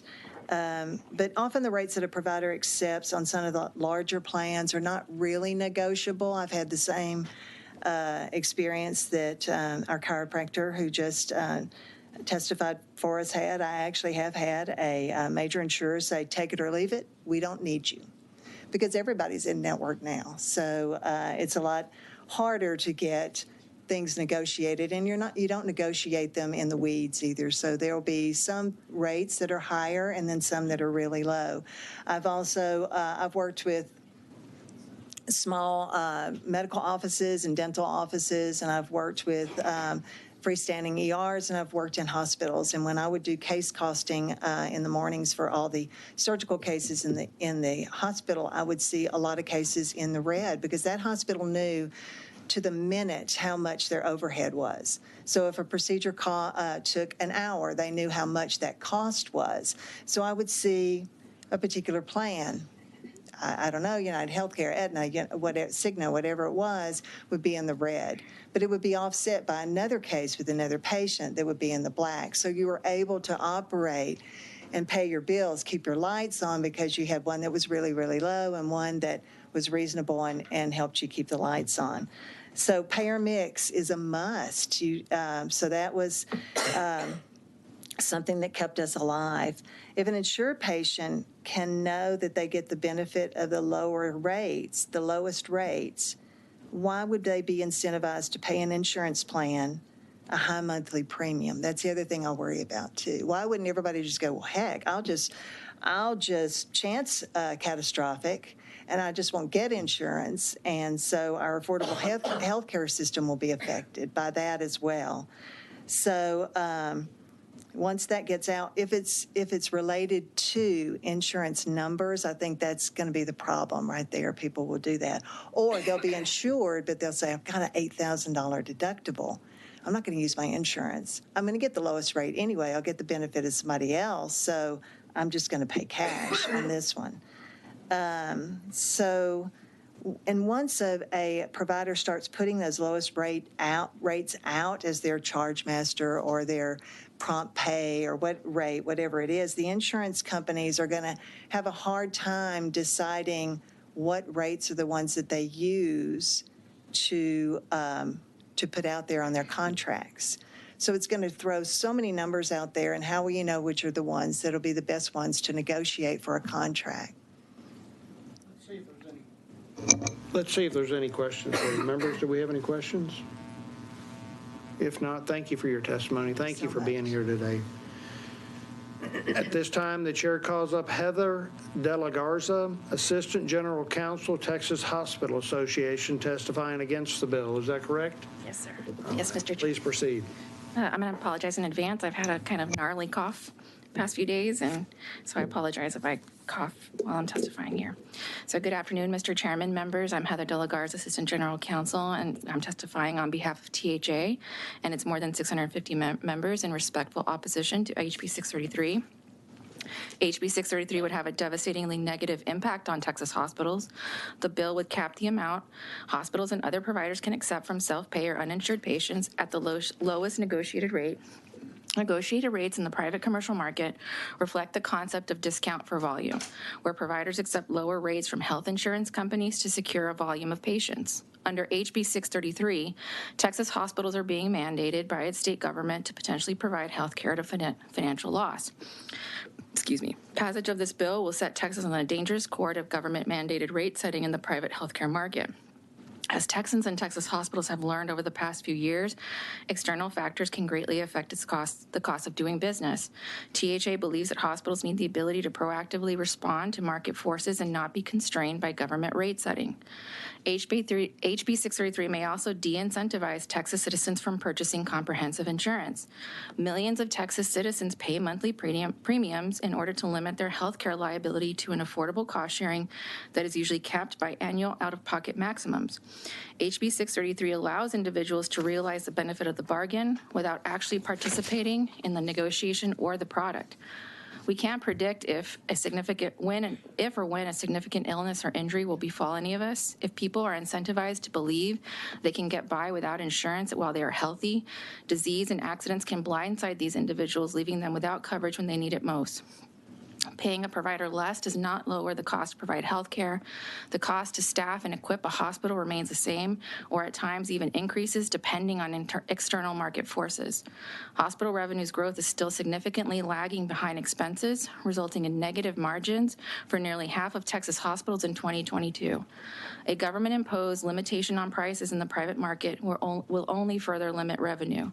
We understand Chairman Frank's concern about health care charges for the truly uninsured. For those Texans, hospitals have and are required to have robust charity care policies and prompt pay discounts. Ensuring patients are aware of those policies and how to access them is a critical piece of the healthcare continuum. We've shared our concerns with Chairman Frank and many of you on this committee, and we thank and appreciate his and your willingness to discuss this legislation with us. Thank you for the opportunity to testify today, and I'm happy to answer any questions. The chair recognizes Chairman Frank. If nobody else wants to. Okay. Thank you. Appreciate your testimony. You said, I guess, forcing you to do business at a loss. These are contracts that hospitals have agreed to with a. So do you all agree to do business at a loss with a third-party commercial payer? Is there any hospital that we're to believe is doing business at a loss with a third-party commercial payer? So I think, as is mentioned, in kind of like taking the microcosm example and applying it to a bigger entity, I mean, we are contracting, again, it's this model of discount for volume. So we're saying, okay, well, we're going to take this rate, presuming that you've got 10,000, I'm making up numbers, obviously, but 10,000 enrollees, and we may see 6,000 of those. And so, again, we have that number, and in that volume, we kind of are able to hopefully, maybe meet our expenses. And then with the folks that are not or out of network and stuff and such, that kind of hopefully gives us a balance. Okay. Because I don't know if this is terribly appropriate, but the next iteration of this bill will not have anybody but hospitals in it. Okay. Anybody but hospitals, because that is where this issue is. That's where this issue resides with these tremendous price differences. I don't know one doctor, I apologize that they're in there. I don't know one doctor that does the kind of things that I see hospitals do with patients and with the discrepancies. And hospitals are completely on par with insurance companies, meaning there's not a hospital that can't negotiate fairly with an insurance company, or there's very few of them. In fact, many of them are almost monopolies that have much more of an upper hand over the insurance providers, depending on where they are. But it is a much fairer fight than like a chiropractic company or one of these other places don't have the same ability to negotiate, but hospitals do. So I'm going to ask what I asked your group before, but I'm going to ask it publicly. Is there, you keep saying rate setting, okay? Y'all set the rates with commercial negotiations, correct or not correct? You negotiate with your insurance companies for that rate, correct or incorrect? We negotiate a rate, and then we determine whether or not that rate is acceptable with that particular payer at that particular. So you negotiate the rate, I don't do that. Is that correct? What do you mean by you? The legislature, the heavy hand of government is not. That's correct. Doing that. So you negotiate that third party. Is there any margin that you or your group would be willing to say, hey, you know what, we're going to give protection for somebody who doesn't have insurance. Let's just start with that doesn't have insurance, because there's a distinction between somebody who doesn't have insurance and somebody who's paying cash. Somebody who doesn't have insurance, is there any margin that you think is, I'm going to say ethical? Is there any margin that is ethical to say we're not going to charge above this for somebody who doesn't have insurance? Or is that something the Hospital Association, after talking for 2 months, still can't grapple with? I mean, I think that when you're looking at the truly uninsured or uninsured patients, I mean, we're required to have prompt pay, charity care policies and prompt pay discounts, and we offer those at a sliding scale. There is a sliding scale which we have to provide, and we do have discount cash prices. Right. And so again, not every hospital is the same. I understand that you believe that there are hospitals that are bigger and that we're fair, but there are small hospitals, there are rural hospitals, there are public hospitals. Right. The rural hospitals don't do this. I mean, I've talked to Torch. They don't do this. They don't charge more than their commercial pay. So it's a fairly limited field of people that do this. I'm just curious how many of you, I mean, do y'all have if y'all don't have hospitals that are doing this, you're saying what your procedure is for people who are uninsured, but it must be higher than this, or y'all wouldn't be protesting. I mean, again, I think the idea is that you have people who are participating in this insurance market. You have people that are paying premiums. You have people that, are negotiating these rates. But you're not the insurance company. You're the hospital. Again, yes, I know, but we're providing the healthcare service to, treat our patients. And we've always been for comprehensive quality coverage for all, more people. I mean, I think what we are always advocating for is large coverage and more people being covered than not. And so that's what we're concerned with, that this bill would, as has been testified before, if I can decide, well, I can go outside my insurance or I can pay this and I don't have to pay these high premiums, then I'm not going to do it. And then when they do have a catastrophic injury, then, there is that gap in coverage or that gap. So there is not a number. There's not any protection that you're willing to put on. I think there are. We have prices, and we have those prices posted, and those are the discounted cash prices. And as we've talked about, and as we've heard with price transparency, the market will be able to help regulate where that. Well, and this is price transparency that hospitals have spent literally hundreds of millions of dollars fighting. And finally, after work on this committee with Oliverson, these guys have literally forced you kicking and screaming to provide transparent pricing. And there's bills still this session because of how much fight there has been. So while I appreciate the transparency, let's be completely transparent in how hard that this industry has fought it. Well, and we are supportive of it now. We were also supportive of surprise billing from the beginning when it was proposed, is my understanding.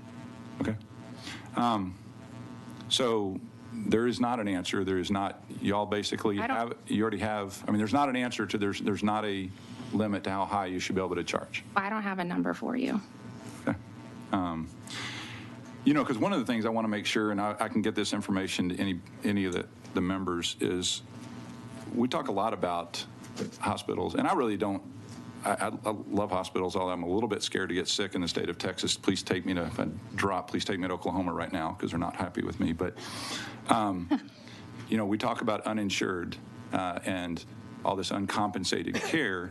There's also tremendous amount of government funds going to pay for that uncompensated care. And when you get a big check, let's say, I mean, I've got the list starting at A's, you know, $10,570, $69 million. These are checks from the government to individual hospitals. I've got every hospital in the state, how much money is given. If you're getting $100 million, $200, in one case, $712 million checks, it's hard to call that uncompensated care uncompensated. Yet that seems to be the reason that everybody else pays so much. Well, and then the answer is, well, we're a free market business. Well, I would Representative Frank's just not free market. Well, I would like to remind the committee that we do provide uncompensated care, and in 2020, our uncompensated care was $4.6 billion after governmental payments. Okay. After governmental payments. So the governmental payments, and I need to get this total, but the governmental payments to hospitals in 2016 was like, and I know that's dated, was $13.8 billion. Mm-hmm. And I believe they're more than double that now. Sure.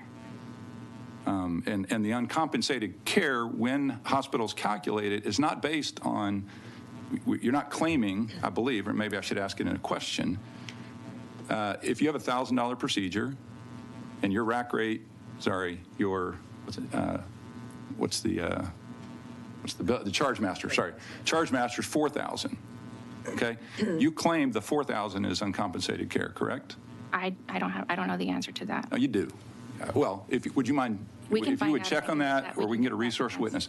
So something that you're paying a third party, right? So like a third party will pay you $1,000 for something.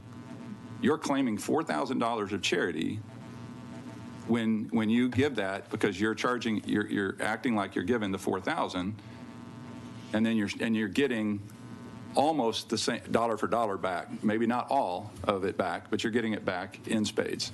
So anyway, that is the whole free market thing. It's the first time I've been called not free market, and when I look at the lack of free market and the lack of transparency, the hospitals buying up each other, hospitals buying up doctors' practices to where there's no competition there, it's a problem. So anyway, I appreciate you being there. I guess that's all I got. Members, any other questions? If not, thank you for being here. The chair recognizes Representative Wally as being present. At this time, the chair calls up Annie Dunkelberg, Senior Fellow, Every Texan, testifying neutral. She had to go, okay. We're going to show her as Annie Dunkelberg, and she is neutral on the bill. This time, the chair calls up Laura Tamsey, Texas Trial Lawyers Association, against the bill.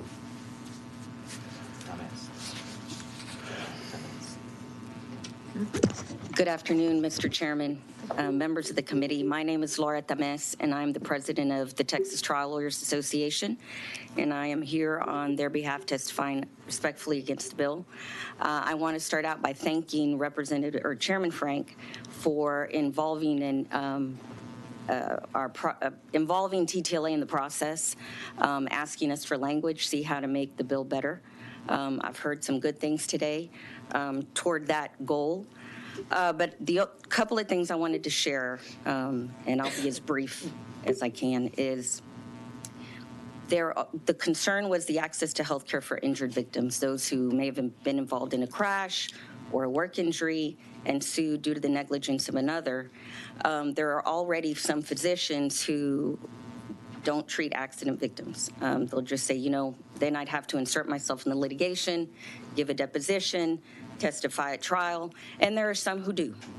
And luckily in the common law, there are already some guardrails to ensure that what physicians charge are, number one, usual and customary charges within the community. They have to defend that, and that their charges are reasonable and necessary. So they submit themselves to cross-examination. The insurance defense lawyers can hire billers and coders to challenge the charges, and then it's within the province of the jury to determine the reasonableness and necessity of those charges. That's for the treaters. As for the hospitals, due to the good work of the House and Senate last session, hospitals can charge or file liens in the event there is an injured victim who shows up at the hospital who is uninsured. Yes, that the charges will many times be at the charge master rate. Once they file the lien, then the patient is responsible for the charges. However, due to a bill that Senator Hughes carried that now lives in the property code, that hospital, to make the patient whole, in the event that the charge is going to be submitted to the jury, and that line item, the actual number, can be submitted on the jury charge, and the jury decides to go ahead and compensate the patient for that hospital charge that is already a lien that they are responsible for, then the hospital has to pay reasonable attorney's fees and expenses, which ends up being a reduction in the lien, and that is the goal, to make the patient whole. So those are the guardrails, or an example of the guardrails that already exist in the common law. So I'm happy to answer any questions and continue visiting on how to make the bill better. Thank you so much. The chair recognizes Chairman Frank. Thank you very much. I do appreciate y'all meeting. I have, from the start, we met a month ago, and when they left, they said they could find a way to carve y'all out of the bill, because that's not, I mean, the frustrating thing is we're going to keep from protecting a bunch of people, basically to make sure that the trial lawyers can continue to do this process and protect a very small group, a very important group, but to protect a very small group of people that get in an accident. And I've talked to tons of members on the floor that said, absolutely, we can carve out. And to date, I mean, I'm like, how do we have so many smart trial lawyers when we can't figure out a way to, I mean, we cannot figure out a way to carve you out, because I understand the need to take care of somebody and the need to frankly pay more for the risk that is being incurred by the doctors and the lawyers in taking care of those uninsured patients. I don't see why you can't figure out a way. I'm not smart enough to do it, but I think as lawyers, I hope that y'all can find a way to do it, because frankly, you are letting the needs of a couple keep from protecting a whole lot of people. Because honestly, it is in, I get it, it's in y'all's best interest, it's in TTLA's best interest, or the trial lawyer's best interest, and even the uninsured accident victim's interest to have a really high medical cost.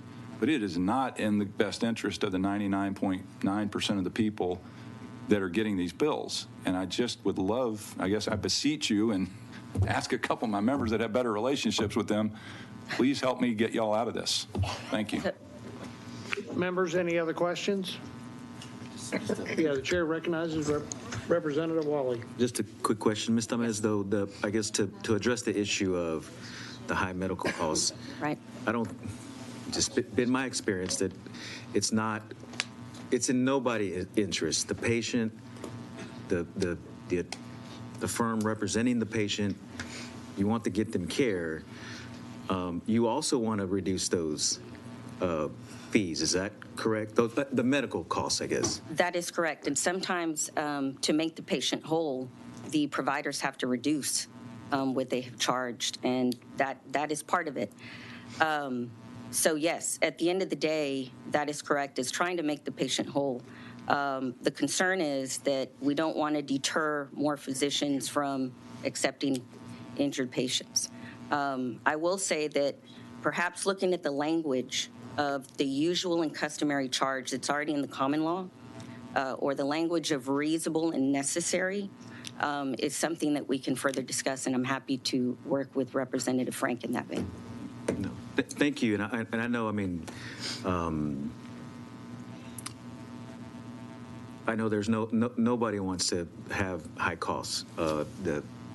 You want to be able to represent those folks the best way you can. And, you know, I know just from personal experience, you work hard to get those medical bills reduced at all costs, because obviously that would get that puts more, the theory is that you would put more, you would make that patient more whole by putting more resources into the pocket of that patient that's been injured.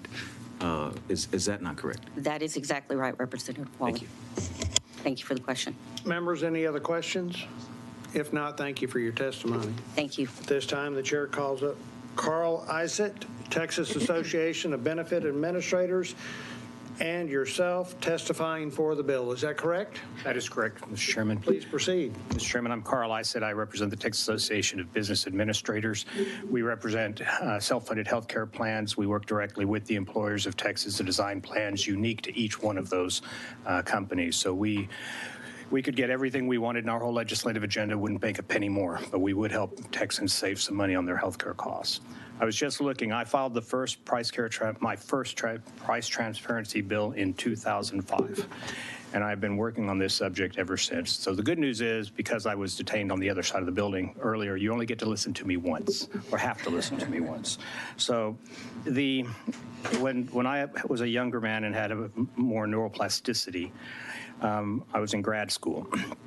And I got a Master of Science in Finance because being an accountant just wasn't a big enough nerd for the average person. So I became fascinated by the value of information in the marketplace. And in 1970, there was a seminal paper written on this subject by a guy named George Akerlof called The Market of Lemons, Quality of Uncertainty and the Market of Mechanism. You talk a lot about market mechanisms, and I'm sorry I'm talking fast, but I know you're trying to be considerate of time.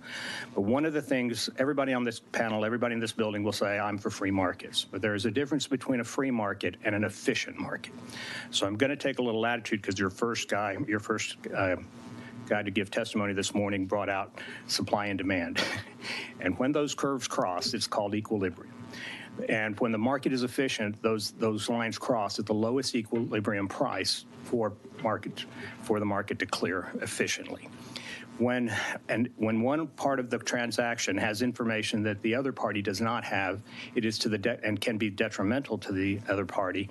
It's called by Akerlof the law of lemons in the vernacular.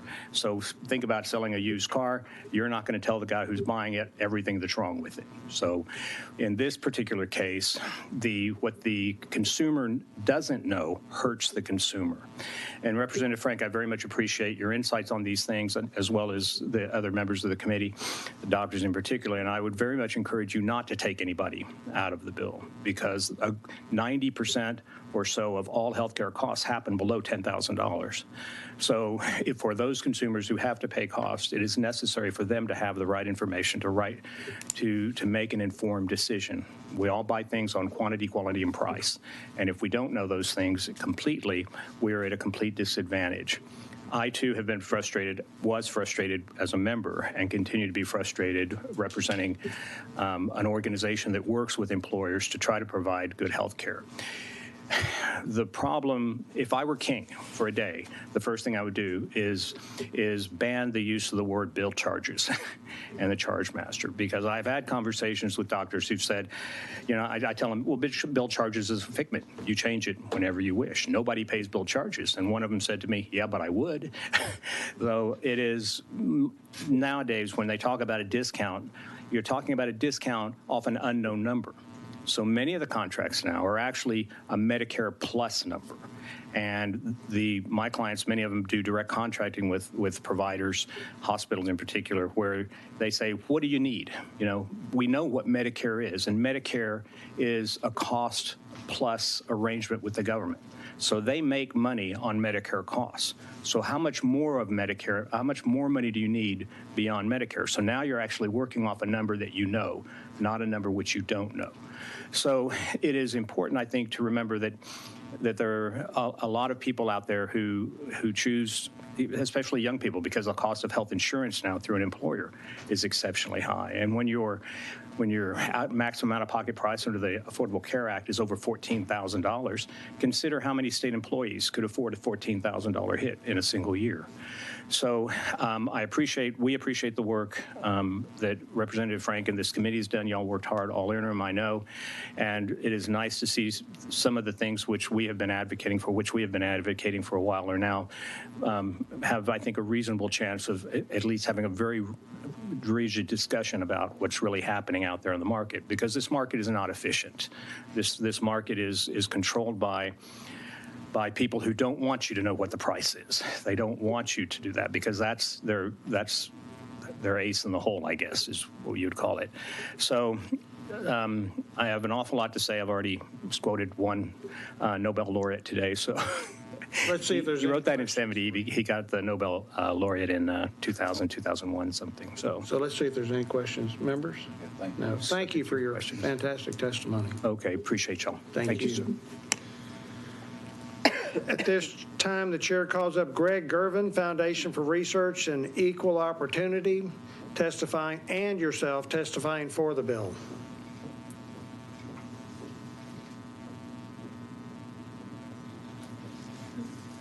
Greg, are you here?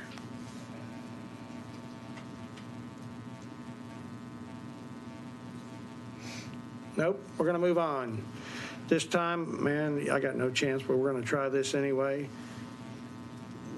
Disha Shanani, testifying on behalf of yourself, testifying against the bill.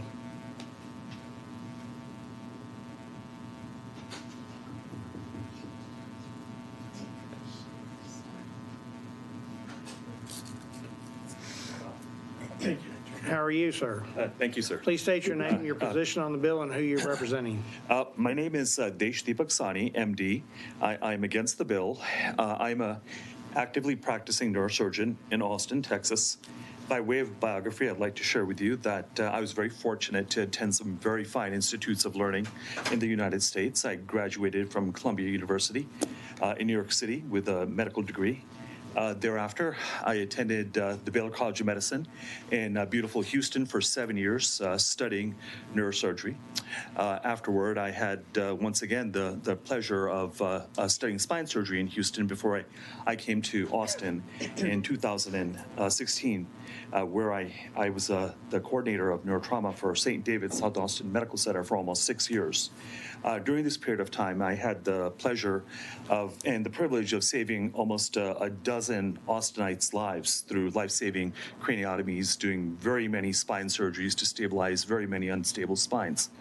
I came to Texas not only to study neurosurgery, but because while I am socially liberal, I am fiscally conservative, and I support free markets, self-reliance, small government, and a rugged form of individualism.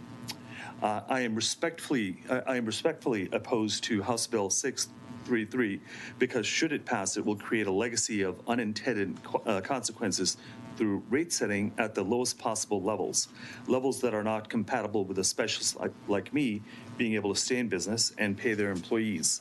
This will restrict access to medical care. I treat patients that are injured in automotive accidents on occasion, and I find that this can be very satisfying. And this bill, should it pass in its current form, would certainly prevent me from filling this literal donut hole in the medical space with my specialized skills. House Bill 633 would also either force many healers to drop Medicare or low-paying plans like Blue Cross Blue Shield, or not treat patients who are injured in accidents. Further, this bill could potentially strike a blow against the free market practice of medicine by further creating regulatory burdens on doctors that, as is often stated and well known, are constantly struggling with keeping up with rules, regulations, and paperwork. I do not think this bill is a bad bill by any means or badly intended. It has the best of intentions, but certainly it can be a better bill. I respectfully urge the committee to consider the downstream consequences that may ensue from the passage of House Bill 633 as they continue their deliberations. Thank you for giving me the opportunity to share these thoughts today. Well, thank you for being here. Members, are there any questions for the witness? If not, thank you so much, and thank you for what you do. This time, the chair calls up Dimple Kayur, testifying on behalf of yourself.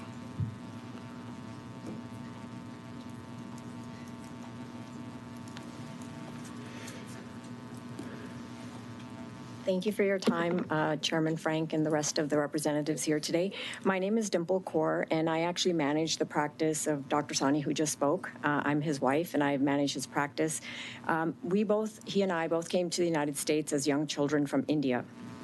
Our parents came to the U.S. in order to give us a better life, one with more choices for what we could do and become.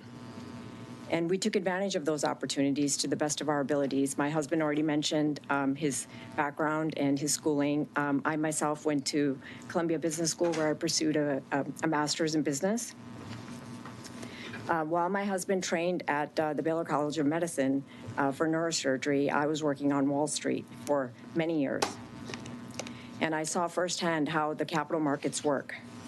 When the doctor finally finished with training, we were blessed to service the community of Austin by undertaking neurosurgery trauma call 24 hours a day at St. David South Austin Hospital, which is the busiest ER in Central Texas. Dr. Sani did this for 15 to 18 days a month for 5 long years. And when we started our private practice, when he finished his training, we made a conscious decision at the beginning not to take hospital employment, but rather open up our own private practice because we believed in the entrepreneurial spirit that our parents had instilled in us. When we started our practice, we established a rate sheet.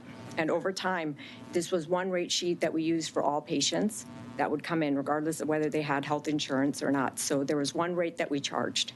And these rates were based on where the doctor did his training, what he trained on, his experience as a trauma surgeon, and the types of surgeries that he was doing and the volume of those surgeries that he was doing on a weekly basis. For example, on trauma call, he was doing maybe 4 to 5 of cervical surgeries, whereas in private practice, some surgeons were only doing a few of those a month. And so we based our rates on his training and also his experience with the types of surgeries and his outcomes as well. And so for the first couple of years, every patient who was having surgery would also get access to my cell phone. And so again, our rates were based on the quality of care we were providing and the accessibility that the patients had to us and our practice. So we feel that we should be allowed to set our own rates, and we should have the flexibility to set our rates and negotiate directly with the patients on what they can and cannot pay. And we would very much like it to not have the rates be dictated to us, for us to have the flexibility to negotiate them. By forcing us to accept the lowest rates, it creates a disincentive for us to stay in network and see cash pay patients. And we suggest that there be a review made of available databases out there for billing there are several databases that are available that have billing rates for various CPT codes. We suggest that we review these different databases and perhaps come up with a range that can be used, and so the providers can negotiate directly with the patients using a range rather than having an established rate that's dictated to us. Thank you for your testimony. We're going to see if there's any questions for you real quick. Members? If not, thank you so much for your testimony. Thank you for being here. Thank you all. Is there anyone else who wishes to testify on, for, or against House Bill 633? If not, the chair recognizes Chairman Frank to close on the bill. Thank you, members, very much. I really appreciate it. I think there is an issue there. I really wish I had started with a different bill without the other providers in there, because I don't think that's where the primary and the big problems lie. So I look forward to working with the committee, on the floor. I would like to figure out, I really still can't figure out why we can't get the trial lawyers where they're not. And I don't mean that, I'm not blaming them, by the way. I don't understand. I don't think this bill affects that, but I have not reached agreement with them that it doesn't. But I think if we can do those two issues, we may be able to move forward. If not, I think it is a really important topic. An industry where you have that big of a difference in how the charges is a very inefficient system, and it is just, I think it's unacceptable. I think we need to keep working on it as a legislature, and I look forward to working with you members on it. And with that, I close. Thank you, Chairman Frank. The committee substitute is withdrawn, and if there is no objection, House Bill 633 will be left pending. Is there objection? The chair hears none. House Bill 633 is left pending. The chair lays out House Bill 2180 and recognizes Chairman Harris to explain the bill. Thank you, Mr. Chairman and members. I appreciate the opportunity to lay out House Bill 2180 before the committee today. House Bill 2180 in its simplest form is an attempt to cut the fat out of the prescription drug benefit and ensure patients never pay more for their drugs than their health insurance company pays. As many of you already know from this committee's work in the interim, it isn't as simple as drug manufacturers setting a price that the health plans have to pay. In the U.S., we have middlemen known as pharmacy benefit managers. Since the PBM industry took off, prescription drug prices got a lot more complicated. The way it works today is the PBMs negotiate prices with the manufacturers to determine whether those drugs are going to be covered under a particular health plan. Instead of just negotiating for a lowest and best priced drug, PBMs negotiate rebates or a percentage of the list price that goes back to the PBM. The three largest PBMs that control 80% of the drug market reported almost $500 billion in revenue in 2022. That's more than their vertically integrated health plan counterparts earned. I don't have a problem with companies making profits. The real problem with these higher artificial prices baked into the system is that many times the inflated list price is passed on to patients when they fill their prescriptions at the point of sale. A patient shouldn't have to pay the full list price if their PBM has negotiated a rebate for that drug. In Texas alone, the PBMs themselves reported receiving $5.7 billion in rebates, passing less than 0.2% on to the beneficiaries. Texas, the health plans might say they use the rebates to keep health insurance premiums low. That means sick people who take more prescriptions are subsidizing the premiums for the healthy people that don't, and that's not how insurance is supposed to work. You heard today how the system works. PBMs aren't passing rebates they negotiate on to the people who use the prescriptions. The health plans say premiums will go up. That's a choice they get to make. I believe Texans deserve to get the full benefit of their health insurance, including when they need prescriptions. Let's fix the real problem with drug affordability. We can stop PBMs from pocketing these rebates and pass them through to the patients that need them, and that's exactly what this bill does. With that, thank you, Mr. Chairman and members. I reserve the right to close and will defer to witnesses to speak for the bill. Thank you, members. Are there any questions for Chairman Harris? The chair recognizes Chairman Frank. Okay, thank you for bringing this bill to us. One of the challenges I have with this issue, not with the bill, is who tends to own the PBMs. Because, so do you know who owns most of the PBMs? Or the health plans. Or vice versa. Right. Yes, sir. And so the arrows go both ways. Right. And yeah, that is, it is a huge problem in my opinion. And again, a lot of those transactions, well, I won't get into all of it, but I think that's, you can't not discuss that because that is part of it. There's PBMs were doing something in the chain of commerce, and then when you merge with the health insurance companies, all of a sudden those lines get blurred, and the perverse incentive thing that I mentioned, you weren't here, but I know what you're talking about, though. But that's where it kind of came off the rails, I think, is when they became owned by the same people. I think PBMs in their original design were designed to have an appropriate role to bring down the cost of prescription drugs. Right. But now that's completely been adulterated now that the health plans own the PBMs, and there's just a handful that control the vast majority of the market, and now we are where we are. Okay, thank you. Members, any other questions? If not, we'll reserve you the right to close. This time, the chair calls up Sharon Lamberton. And we have you registered as pharma and for the bill? Yes, sir. That is correct. You may proceed. Thank you.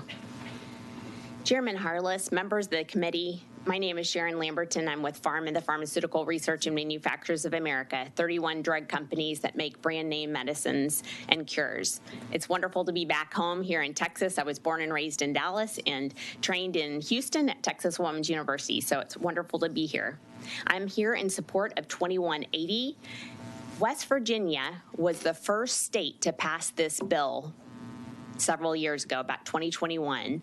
Arkansas last week, they had signed, Governor Huckabee signed in that legislation, and I hope Texas becomes the third state to sign this very important patient bill.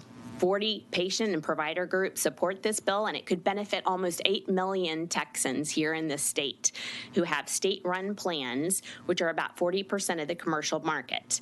Those are fully insured group health and individual market plans, and those that have our state employees, which are about 1.6 million. Right now, patients pay more for their medicines than health plans or PBMs. That's not right. This bill allows the rebates that are paid by manufacturers to go directly to the patient at the point of sale at the pharmacy counter. The discounted price is 49% lower than the list price, and patients are not benefiting from these significant discounts and rebates. And this is what this bill will address. If insurance companies don't pay full price, patients shouldn't either. This is unique because patients also pay on negotiated rates for physician services or hospital services, yet they pay full price for their medicines. Manufacturers pay over $236 billion in rebates, and this allows a portion of the rebates to go directly to the patient where they see immediate savings. In fact, studies show $1,000 per year per patient could be saved, and premiums only go up minimally, 0.6%. And this is consistent with the fiscal note that estimates that rates would only go up 1.5 to 2%. So the data is extremely consistent. CVS Health was the first commercial plan to try the point-of-sale rebates. United Health did it in 2020, saw an increase in adherence of 16%, which is huge. As a nurse, that's amazing for increasing adherence, which keeps patients and employees out of the hospital and in work. And Blue Cross Blue Shield said it was an excellent way to keep costs down for our members that have to deal with rising deductibles. This does not take away the ability for the plans to manage their formularies or use utilization management tools, but it does help control costs because good use of medication will reduce costs of care. There's no extra step for the pharmacist. It's seamless. It's done behind the scenes with the calculations where the prescription becomes dispensed. It's all done behind the scenes. No extra software is needed. And then finally, chronic condition patients who need the medicines the most and use the most medicines will benefit. They will see their costs go down. In conclusion, Chairman Harless, members of the committee, 2180 is the right thing to do for patients, those especially with chronic diseases and costly illnesses, because they do use more money. They will stand to save the most, and I am happy to stand here and answer any questions you might have. Thank you. Let me ask the committee, are there any questions for you? No. Thank you. You're always great to visit with, too. Thank you. At this time, the chair calls Diana Dodson regarding cancer and self for the bill.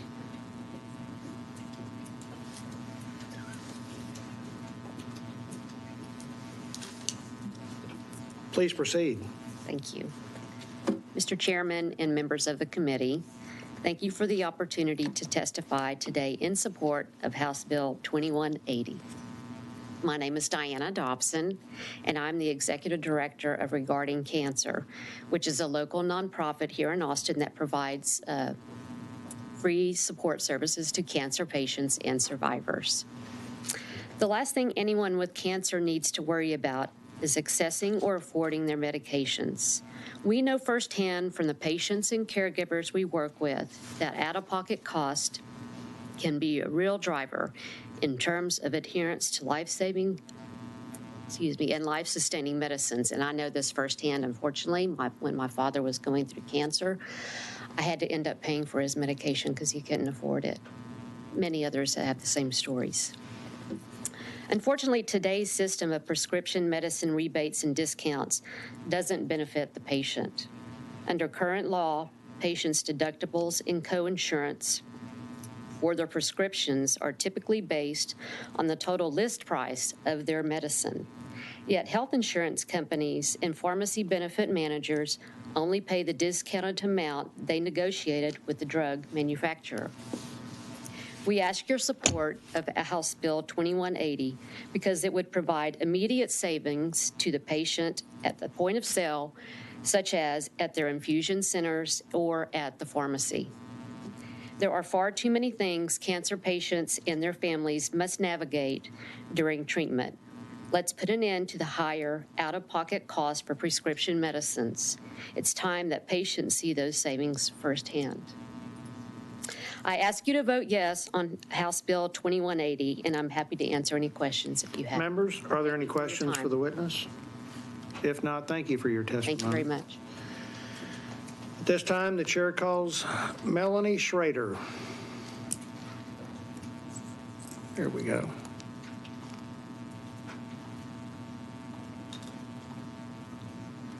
We have you registered as the Pharmaceutical Care Management Association and against the bill. Is that correct? Yes, sir. You may proceed. Thank you. Thank you, Mr. Chairman, members of the committee, and Chairman Harris. Thank you for allowing me to be here. I'll be very brief as the time of the day is late. I want to thank the committee for looking into this issue during the interim. It was complicated, and you really leaned in and concluded that rebates are negotiated on drugs and should be used to lower costs for the plan and the enrollees, and we agree.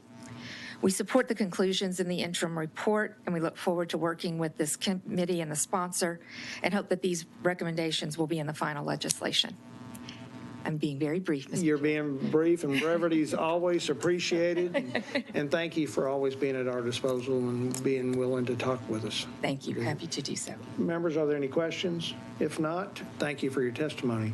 At this time, the chair calls up Greg Hashk. Is that correct? Yes. Okay, well, we're going to go with your pronunciation. National Alliance on Mental Health, and testifying for the bill. That's correct. Thank you. Thank you, Chairman Harless, Representative Price. I appreciate the opportunity to testify. It is well established through this committee's work and others that out-of-pocket costs are on the rise, and recent inflation is contributing to even higher patient costs. Can I stop you 1 second? Oh, sure. We have you registered as National Alliance on Mental Illness. That's correct. Thank you. Testifying for the bill. That's correct. I'm Thanks. sorry to interrupt. No problem at all. These costs are rising even higher due to inflation, the out-of-pocket costs that patients pay. Today, our healthcare system doesn't pass the savings to patients that health insurers and pharmacy benefit managers reap from negotiated discounts. HB 2180 would remedy that. The legislature has shown an outstanding commitment to addressing serious mental illness and other chronic health conditions. Approximately 1 in 5 adults experiences a mental health condition each year. 1 in 20 adults lives with a severe mental illness such as schizophrenia, bipolar disorder, or major depression. Access to care and affordability is critically important to the mental health community. A setback or a disruption in treatment can lead to dramatically negative consequences. The stakes are extremely high. Unfortunately, lack of adherence to medication is one of the greatest challenges that exists in the mental health care system, affecting about half of psychiatric patients on a medication regimen. And it comes at an enormous cost to the individual, to the taxpayer, and to the healthcare system. Fortunately, adherence would be supported by accessibility, which is inherently tied to affordability. And that's why we support HB 2180. Patients today don't benefit from the savings, discounts, or rebates that health insurers and PBMs negotiate with prescription drug manufacturers, but they should share that savings. By passing HB 2180, savings would be shared with patients at the point of sale, such as the pharmacy counter. This would make life-saving medicines more affordable and accessible, and that's something especially important for Texans who are at risk of abandoning their medication regimen due to cost. I appreciate the opportunity to testify. I ask for your support on HB 2180. Thank you. Thank you for your brevity. Members, are there any questions? If not, thank you for your testimony today. This time, the chair calls up Tiffany Jones-Smith. You're testifying on behalf of the state of Texas Kidney Foundation, and you're for the bill. Is that correct? Yes, sir. You may proceed. Hello, Chairman Harless and members of the committee, and of course, one of my favorite people, Representative Price. My name is Tiffany Jones-Smith. I'm president and CEO of the Texas Kidney Foundation, where we provide early detection screenings and healthcare access to the marginalized and underserved of Texas. We have screened over 16,000 people under my leadership in a fiscally responsible way, making sure that people know in advance what's going on with their health. And I am here today in support of House Bill 2180 by Representative Cody Harris. Kidney disease affects about 1 in 7 adults in this country. It can be a devastating and deadly illness. Without proper treatment, kidney disease can progress to kidney failure. At that point, only a kidney transplant or dialysis, both very expensive, can keep you alive. Fortunately, people with chronic kidney disease can delay or stop progression to kidney failure by taking medications shown to protect against progression and by eating a healthy diet. They can remain active and productive with kidney disease without progressing to kidney failure. To avoid kidney failure, however, it is very important to take those kidney protective medicines every day as prescribed. Unfortunately, patients with kidney disease often don't have health insurance that covers these kidney protective drugs, so some of which can be quite expensive. Research tells us that high costs force 16 to 25% of Texans to cut pills in half, to skip doses, or to leave prescriptions unfilled entirely. That might help patients with kidney disease pay their rent or buy groceries, but it can mean progression to kidney failure with the devastating consequences I've described. House Bill 2180 is a common sense way to help millions of Texans better afford their medicine. It will require that health insurance companies and pharmacy benefit managers, or PBMs, share with patients the billions of dollars in rebates and discounts that pharmaceutical manufacturers pay the insurers and PBMs every year. By basing medication deductibles and co-insurance on the discounted cost of these kidney protective drugs, not on their list price, HB 2180 could save individual patients up to $1,000 a year, and it's just being good Texans to do it. Quite simply, this bill will help keep millions of Texans healthy and productive and alive, while we at the Texas Kidney Foundation continue to crusade to prevent kidney disease. Let's together win the battle to prevent progression of existing kidney disease to kidney failure. We urge you to pass House Bill 2180. Thank you. Thank you so much. Members, are there any questions from the witness? If not, thank you again. You're welcome. You guys were just a blessing today. I was like, this was a present from sweet baby Jesus hearing all of this. Have a good day. Have a great day. This time, the chair calls up Jamie Dudensing, Texas Association of Health Plans, and we have you registered against the bill. Is that correct? Good afternoon. My name is Jamie Dudensing, and I'm the CEO of the Texas Association of Health Plans, and I'm testifying respectively in opposition against the introduced version of House Bill 2180.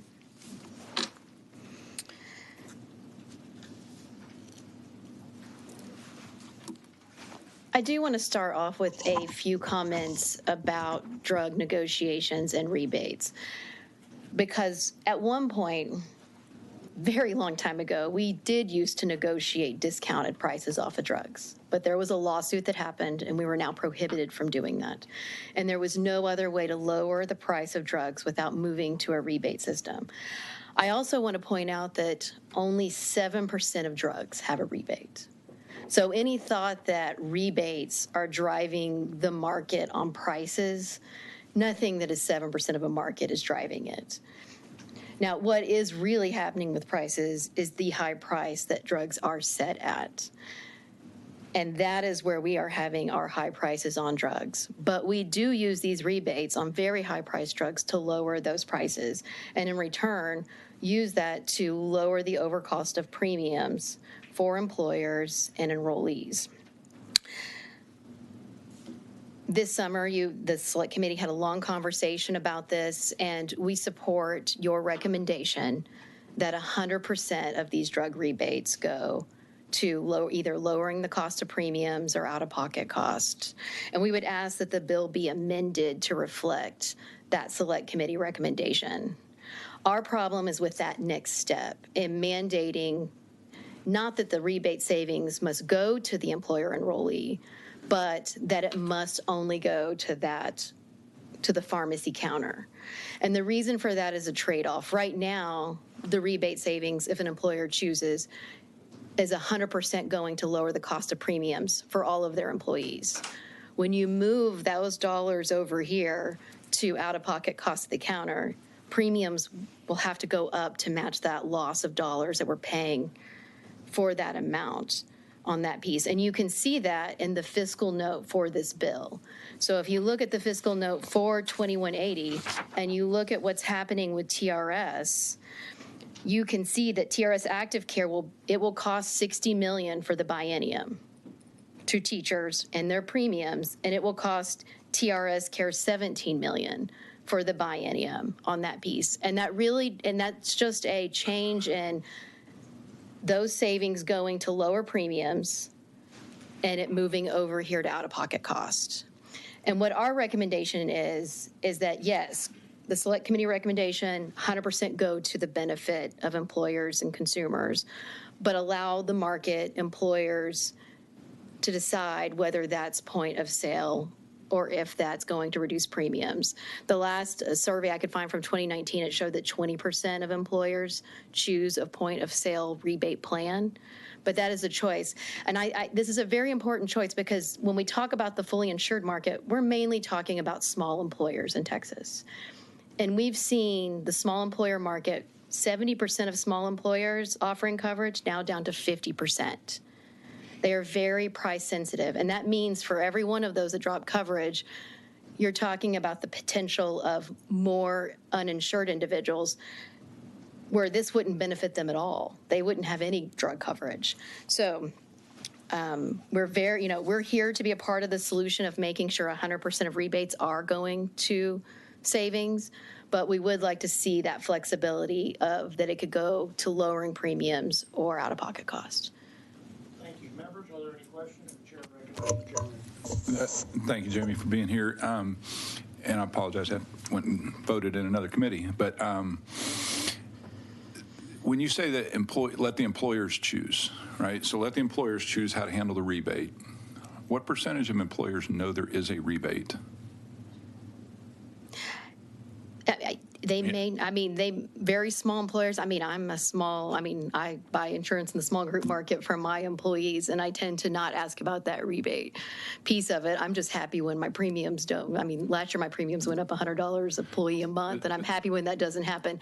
I think you really see larger employers, for example, like the state of Texas, like TRS, that get into that line item and very specifically decide whether they want to have a rebate-heavy program, if they want to have generics, what that savings but my point as an employer, I can speak as one because for the first, I did, our health insurance, we got about 200 employees, did health insurance. Until I started sitting on these committees, I didn't know there was these things called rebates in my health insurance premiums. And I certainly didn't know the companies were intertwined with each other, and so they're passing money back and forth.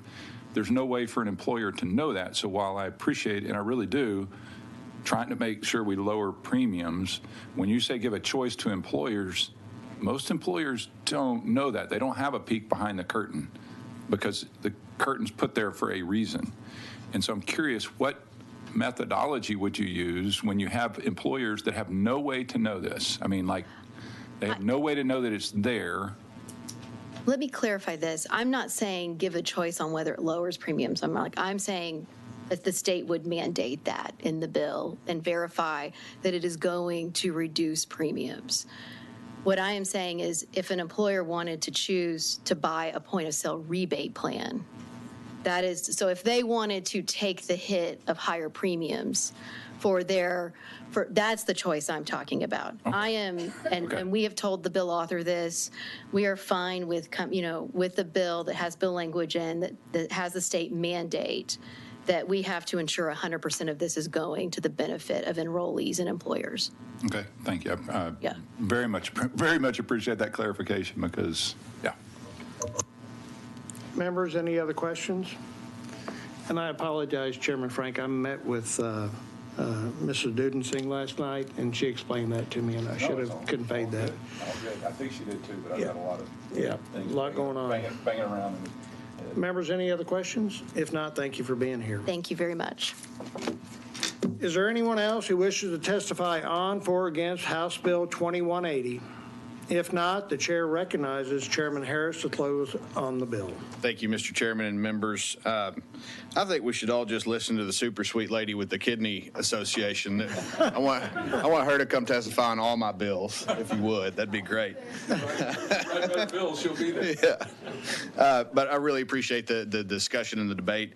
And I see the merit in what Ms. Dudensing was saying about the employer given the option to pass that on directly to the end user. But in my mind, when I'm thinking about this, it's a prescription drug rebate designed to reduce the cost of the prescription drug. So it flows naturally that the one who is purchasing the prescription is the one who should receive the benefit of the rebate. It's not a premium rebate. It's a prescription drug rebate. So that's kind of my thinking along that. With that said, I close and appreciate y'all's time and would request favorable consideration of the bill. Thank you, Chairman Harris. If there's no objections, House Bill 2180 will be left pending. Is there objection? The chair hears none. House Bill 2180 is left pending. The chair lays out House Bill 25 and recognizes Representative Tallarico to explain the bill. Thank you, Chairman Harless and committee members, for the opportunity to lay out House Bill 25, allowing the safe importation of low-cost prescription drugs from Canada. I'd like to thank the joint authors of this bill, Chairman James Frank, Chairman Dustin Burrows, and Vice Chair Tony Rose. Particularly want to thank Chairman Frank, who has helped me with this bill from the beginning. This is the first bill from the James Caucus, so excited for that, for our inaugural bill. Sorry, James White's not here to celebrate with us. House Bill 25 creates the wholesale prescription drug importation program under the Health and Human Services Commission. It'll allow Texas to safely import certain prescription drugs from Canada, which would result in an estimated cost savings of 60 to 70% for Texas consumers, as well as provide hundreds of millions of dollars for state agencies without posing any risk to public health or public safety. The bill follows the rules laid out by the Trump administration in 2020 when it established a clear, safe pathway for states to import lower-cost drugs from Canada. The story of this bill actually starts with Dr. Oliverson and Representative Ford Price, who worked with me and Senator Kolkhorst last session to cap insulin copays. I actually remember standing in Dr. Oliverson's committee this time 2 years ago against an army of big insurance companies who claimed without evidence that our copay cap would raise premiums, and that never happened. But I'll tell you what did happen. By capping insulin copays in Texas, we pressured the federal government to cap insulin copays for Medicare and ultimately pressured the three big insulin manufacturers to dramatically lower their prices, which they announced last week. The pressure worked, and we saved lives. We're running the same playbook with this bill. And today you'll hear similar unfounded scare tactics from an even bigger special interest, Big Pharma. Throughout our insulin fight, my office was flooded by calls from people across the state and across the country who can't afford their medicine for asthma, arthritis, low blood pressure, and every other condition imaginable. Americans pay the highest prescription drug prices in the world, higher than any other industrialized nation. 42% of Texans stop taking their medication or choose to ration or skip doses. 125,000 Americans die every year from not taking their prescriptions. And that's because Americans pay more than twice as much as Canadians for their prescription drugs, despite the fact that the U.S. and Canada share equivalent regulatory systems for their medicines. Meanwhile, the largest pharmaceutical companies can profit up to 4 times as much as other large companies, with some making profits of $95 billion. That's why 78% of Americans support importing prescription drugs from Canada in order to reduce costs. And as you see on today's witness list for this bill, policy organizations from TPPF to every Texan support this policy. Leaders from President Trump to Bernie Sanders support this policy. States from Florida to Colorado have already passed this policy. This session, we have the opportunity to make this policy a reality in Texas. As we speak, our constituents are choosing between their medications and their rent, their medications and their groceries, and many of them are choosing to go without those medications. The status quo is dangerously unsafe, but this session we have the opportunity to do something about it. 6 states have already submitted applications to the FDA to implement a program like this, and the FDA is already working with those states to finalize details. This is moving forward with us or without us. It's our job to take advantage of this moment to get Texas to the front of the line where the most savings will be actualized and to pressure President Biden to finish what President Trump started. At this time, I'd be happy to answer any questions, and I would like to reserve the right to close. We'll definitely reserve you that right. Members, are there any questions for Representative Tallarico? The chair recognizes Chairman Frank. Well, thank you for bringing this in.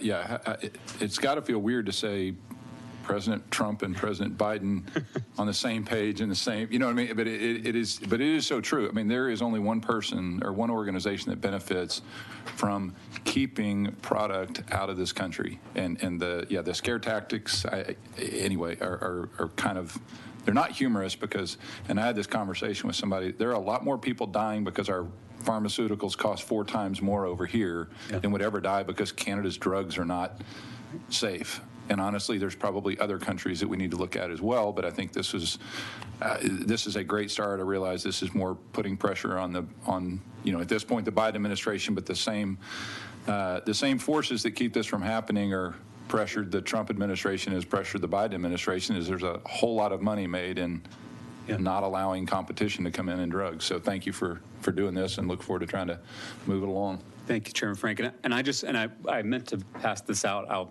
Should be right back. Yeah, that's right. Safety is embedded in every part of this plan. We are not doing anything that contradicts FDA or federal safety standards or protocols. In fact, we have to comply with all of them, and it's explicitly stated in here. And for this to become a reality, it's got to be approved by the FDA. So in this graph that you'll see, it shows kind of the supply chain that would be set up through this kind of importation program. And at every step, you have to be approved and licensed by the FDA, including an FDA inspection up front with the FDA-approved manufacturer. And then the wholesaler in Canada has to be FDA approved. The Texas wholesaler that would contract with that Canadian wholesaler has to be FDA approved and go through FDA lab tests. I mean, there's safeguard on top of safeguard. And I also just want to remind y'all, and you already know this as members of this committee, 80% of the ingredients in our current prescription drugs are manufactured outside the United States, and 40% of our prescription drugs in the United States are manufactured outside of our borders. So this is already happening. The FDA has systems to ensure safety. We would be complying with all those systems that are already in place. So you are going to hear some folks who are part of the big pharma or paid by big pharma bringing up safety concerns. I just urge y'all to ask for clarification and dig a little deeper and ask what exactly is the safety concern, because if you read the bill, if you look at the FDA protocols, safety is embedded at every point in this importation proposal. So thank you for bringing that up, and also acknowledging the status quo is unsafe. And so I think this is a much safer alternative for our constituents. Thank you, Representative. Any other questions? If not, we're going to proceed to testimony, and we'll give you the opportunity to close. This time, the chair calls up Dwayne Gallagher, Texas Pharmacy Association. We have you registered against the bill.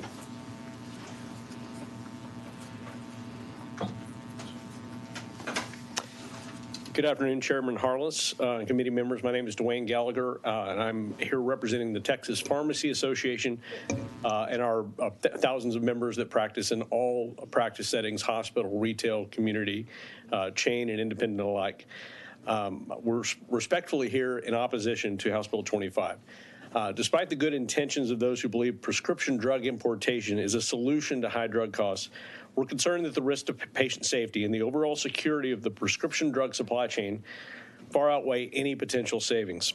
Instead, we urge lawmakers to focus their energies on developing policies that address the underlying cost drivers within the scope of our closed and very safe drug supply system.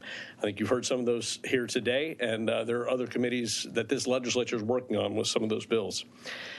We believe that allowing drug importation will harm patients, potentially increase out-of-pocket costs for patients, and undermine key efforts underway to enhance safety and improve the quality of our healthcare delivery system here in the U.S. Foreign importation will have no meaningful impact on what patients pay at the pharmacy counter because required onerous program operational and systemic measures will likely negate any savings. Pharmacists are the gatekeepers between pharmaceutical supply chain and the patient. It is the pharmacist's obligation to ensure that the patients are provided with safe, effective, high quality, and authentic drugs. Patients' confidence in the safety and integrity of the drugs they dispense stems from the protections afforded to them in the United States by our closed drug distribution system, combined with FDA expertise and experience ensuring that drugs meet high U.S. approval standards. Pharmacists have been working with other supply chain trading partners implementing the Federal Drug Supply Chain Security Act to further ensure the integrity of this closed drug supply chain. TPA is very concerned about the cost of prescription drugs. We deal with it every day when patients are at the pharmacy counter and are frustrated by sometimes what is a big discrepancy between a high list price of a drug and confused about their copays and what cost sharing may be taken into account. We've supported lots of legislation that's come before this legislature aimed at addressing the many problems we have with artificially high prescription drug prices. However, we are concerned that allowing foreign drug importation would significantly undermine pharmacists' confidence in the drugs they dispense, compromise patient confidence, and ultimately jeopardize patient safety, as we've seen with other experiments at importation in years past. For that reason, we must respectfully oppose House Bill 25 as it's currently filed, and I would be happy to answer any questions. Thank you. Before we get to the committee members, I want to ask you a couple of questions. You said a couple of times in your statement that this would harm patients, and I'm not trying to be argumentative, but I did some research on this last night because I was inquisitive about it. And everything I read, all this has to still meet the FDA approval. That's right. There is an FDA approval process, and I'm sure you'll hear from other witnesses who are more experts at that federal process and how it's worked. But I have seen examples where other states have looked at this, and then when they start down the road of setting up a system or putting in applications, I believe Florida was one, they then start walking back the testing requirements. And instead of saying we're going to meet the existing pedigree standards, for example, in prescription drugs, they start proposing alternative models and just say, well, what if we just have a letter from the manufacturer that says it's good? There still aren't the same requirements that are put in place on our American drug supply system.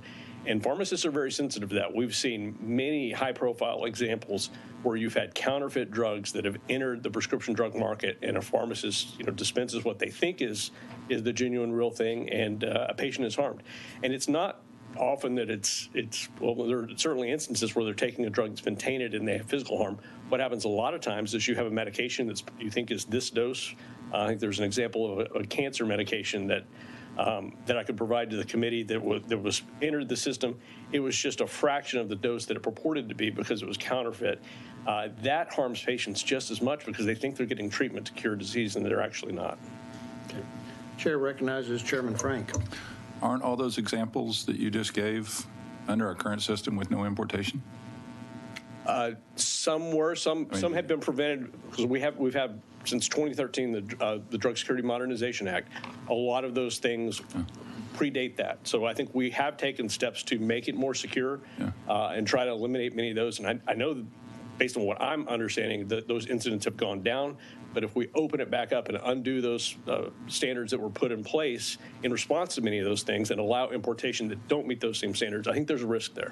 Okay. But we know, I hear risk a lot of times, and we know the known risk of having, and there's a lot of risk right now in having pharmaceuticals cost twice as much in this country, give or take, as other countries. Tell me why you think, because you use a lot of words like closed chain. You said that a bunch of times. You're a gatekeeper that's protecting. But that same gatekeeper closed chain is costing twice as much. So you're literally having people not take, I'm assuming you think there's some harm in people not being able to afford to take it, but do you? Absolutely. And again, what you'd be talking about here are really the same products. That would be exiting and then potentially coming back in from the same manufacturers and many of these brand name drugs. And let me be clear. We represent the pharmacists, the people who are there, who want to make sure they have safe product. You have correctly identified in this hearing a big part of the problem, which is that we have a big disparity, especially with some of these very expensive, new innovators coming to the market. There's a big difference between the list price and what is actually negotiated, and I would call the reality price that is after rebate. I think when other states have looked at this, I think you can look at an example of Maine from a few years ago. They looked at importation. They found that the testing requirements to try to get close to FDA standards would be at a 45% cost to anything that was imported. Those savings negated the discounts that they're already getting for their Medicaid program. So some states have said, well, we'll do this, but we would lose money if we tried to apply this to Medicaid. So it's a risk versus a benefit. And in our case, in our analysis of what we experience and know about the drug supply chain, there's not a lot of benefit, but there definitely is risk there. Okay. So do you have one or two solutions to why we pay twice as much? Because honestly, on the surface, it looks like, you go overseas, they allow the importation from us and other places, and the market pushes down on price. Here we have a completely, you call it closed, I call it protectionist. We have a completely protectionist, I got to get my conservative creds up again, but we have a complete lack of free market in this closed system. Right. That while I appreciate how proud you are of it, I also say our closed system is twice as expensive. And that doesn't seem to be a problem with the people that are dispensing it. It's absolutely a problem. Like I said, we work on legislation every session aimed at driving down prescription drug costs. I will use a line I've used in another committee. We're the only country in the world that has pharmacy benefit managers, and we also have the highest drug costs in the world. I think there's a correlation there. You just heard a bill. We're also the only country that doesn't allow importation of drugs, and I think there is a correlation there. Fair enough. Okay. I would say that you've addressed and hit on the problem with the rebate system. I think Chairman Oliverson's bill, House Bill 18 last session, attempting to use some of those rebates that the state is negotiating for other programs to help the uninsured, is another way that we can make sure we have safe products that meet our existing laws, but that can utilize some of that disparity between what the list price is that no one's actually paying and what the reality price is. Thank you. Thank you, Chairman. Thank you, Chairman. Do you know how many other states currently import? I don't think any currently import. There are some in the process of applying for it. There have been other states, as again, you'll probably hear from people who know more than I. Other states have looked at this in years past, but not under this particular program that's authorized now, where it's on the wholesale level rather than on the pharmacy level. I know in years past where it was in some states allowed to contract with a Canadian pharmacy, again, you'd have instances where you're buying from CanadaDrugs.com, but you're actually getting product shipped from India or the Middle East or other places. But they still have to meet FDA approval, is that They correct? would, to go through this process as contemplated under the bill. I think that Representative Tallarico mentioned a couple of states that have applications in. None have been approved. I think Florida put out a bid for a vendor. There were no bids to actually operate this. So we also don't want to get people's hopes up that there's actually benefit at the end, because we just don't think it's worth it.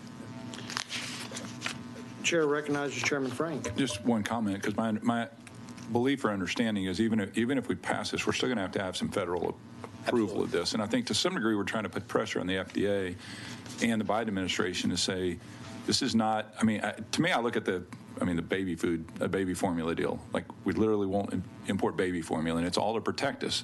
Mm-hmm. But that protection is coming at a high, not just cost, but risk to our people. And I think this is the same way. And I think we've got to look at the big picture of we need to be able to get these drugs from other places. And if you want to know how much money can be saved, you can almost do a reverse correlation by the amount of money that is spent fighting it. Thank you. Chair recognizes Representative Price. Thank you, Mr. Chairman. Dwayne, I like your optimism because your handout says good morning, Chairman Harless. Thanks for that. Printed it before 8 a.m. Real quick, I just, as y'all were visiting, I have a question about if the bill were to pass, do you have would your members have a obligation to dispense Canadian manufactured product, or could they choose not to do that? That's a good question. And to be completely honest, I think the answer to that probably is it depends. Like most things. I'll give you an example of one thing that's been complimented in some of the comments that have been submitted federally. Suppose you have a second, approval system of the same medications, but they're coming in via this reimportation. They're tested. Let's say you meet all those requirements, you relabel. It will probably have a different NDC or National Drug Code identifier number. It will certainly, probably, if we go through all this process, have a different price, assuming that works as the bill contemplates. What if a PBM said we're only covering the Canadian product, not the U.S. product? And what if we only had, 1/50th of the supply of that because Canada has limited how much it allows to export? Pharmacists could be on the hook where, yes, they've got to try to get that Canadian supply because that's the one that they would be reimbursed for, or the Canadian version may be preferred. So That's a lot of speculation because we don't know how this would work. We think there's, would you have to have double your inventory for all of these products? There's systemic things that would possibly put burdens on pharmacies to implement. If the bill passes and we go down this road, certainly we'd want to be a partner in trying to make sure that it works and that any savings go to a patient. But I do think there are some other kind of unintended consequences and challenges when we have kind of a unique third-party reimbursement system with all of the challenges and issues that you've heard so much testimony about this session. Okay, thank you. Thank you, Mr. Chairman. You bet. Members, any other questions? If not, thank you for your testimony. At this time, the chair calls up Sharon Lamberton. We have you registered as pharma and against the bill. Is that correct? Yes, sir. All right, please proceed. Good afternoon, Chairman Harless and members of the committee. My name is Sharon Lamberton with Pharma. I respectfully speak in opposition to Texas House Bill 25, the importation bill. We agree that too many patients are struggling to afford medicines, but importation is not the answer. There are other policy solutions, two of which you've heard today. We heard 999, the copay accumulator ban, and just a minute ago, 2180. Those are two meaningful solutions that will help with access and affordability. HB 25 directs the commission, although in the substitute laid out, I believe it's now the Board of Pharmacy, to design what would be equated to a state-level FDA to allow drugs from other countries. This legislation is not the answer because when you consider the cost of administration and the risks that patients will have if the integrity of our prescription drug system that we enjoy today is pierced, it's astounding because costs. Texas will have tremendous costs to erect the resources that are needed. They have to comply with all the safety requirements outlined in the federal final rule. For example, Florida has spent $40 million and they have nothing to show for it right now. Vermont has a fiscal note of $12 million for just the first year of importation. You asked how many states have passed importation. 6 states, Colorado, Florida, New Mexico, Maine, Vermont, and New Hampshire. None of the states have been able to get up and running because of the astounding costs and resources. And frankly, the administration has punted in the final rule to state governments to show you all have to show safety and you have to show cost savings in this final rule. The safety issues, I do want to talk about it because as a nurse, I'm very concerned about it. No HHS secretary has yet, to date, been able to certify that importation is safe and saves money, as the final rule does require. Today, with fentanyl issues that are abound throughout the country, this last thing we need is to open up the secure supply chain to more counterfeit pills and burden law enforcement. The supply and demand issues. U.S. consumes 44% of the world's drug supply, and Canada represents 2%. Even Health Canada issued a 2020 interim order prohibiting importation because they already have a drug shortage of 1,800 drugs. And this would further exacerbate that shortage.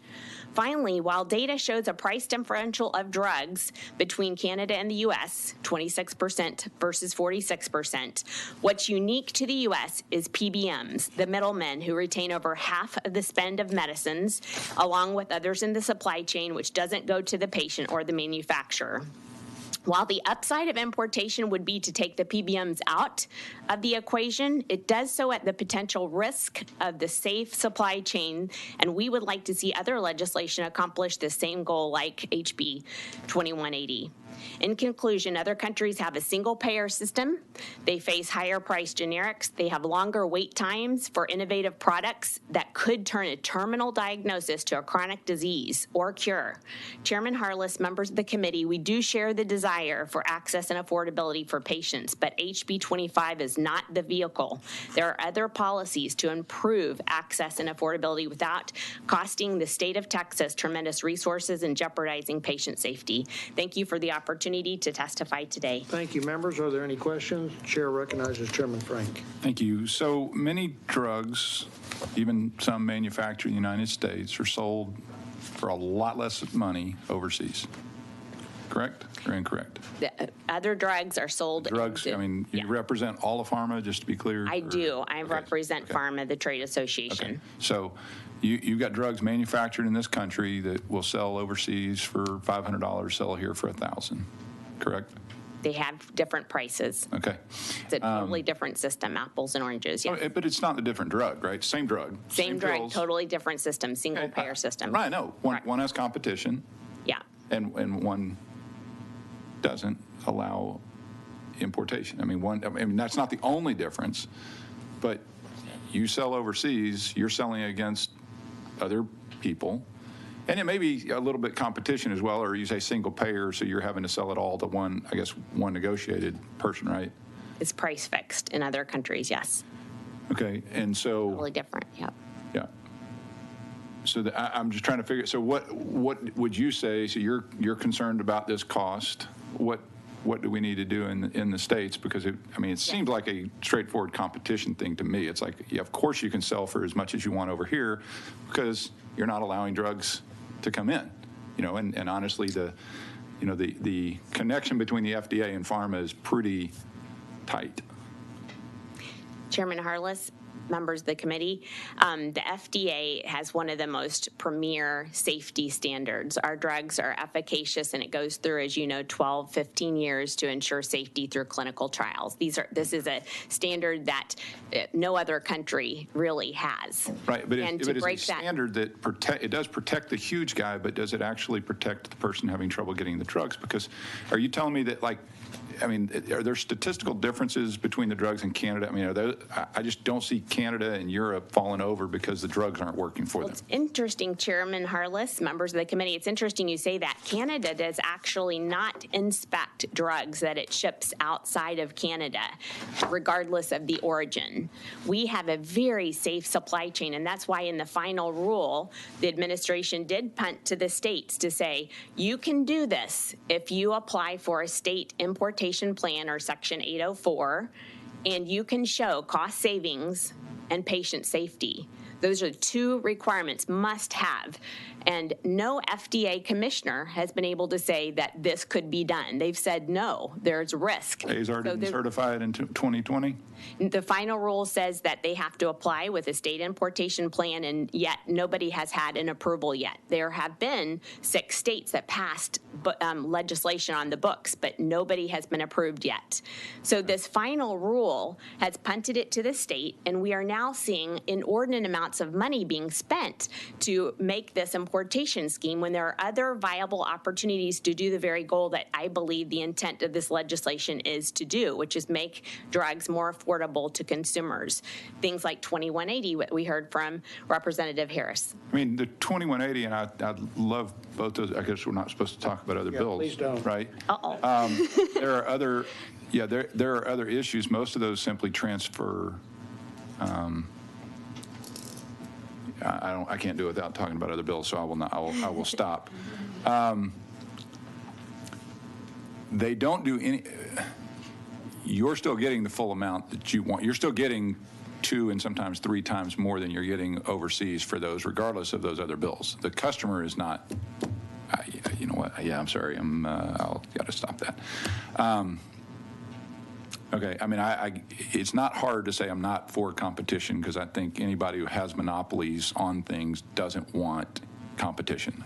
That is not surprising. I got another. Sorry, I can't go down the line I want to go. Yeah, we want to stop you there. Any other questions? If not, thank you for being here. Thank Always you. a pleasure having you. This time, the chair calls Charles Cascio.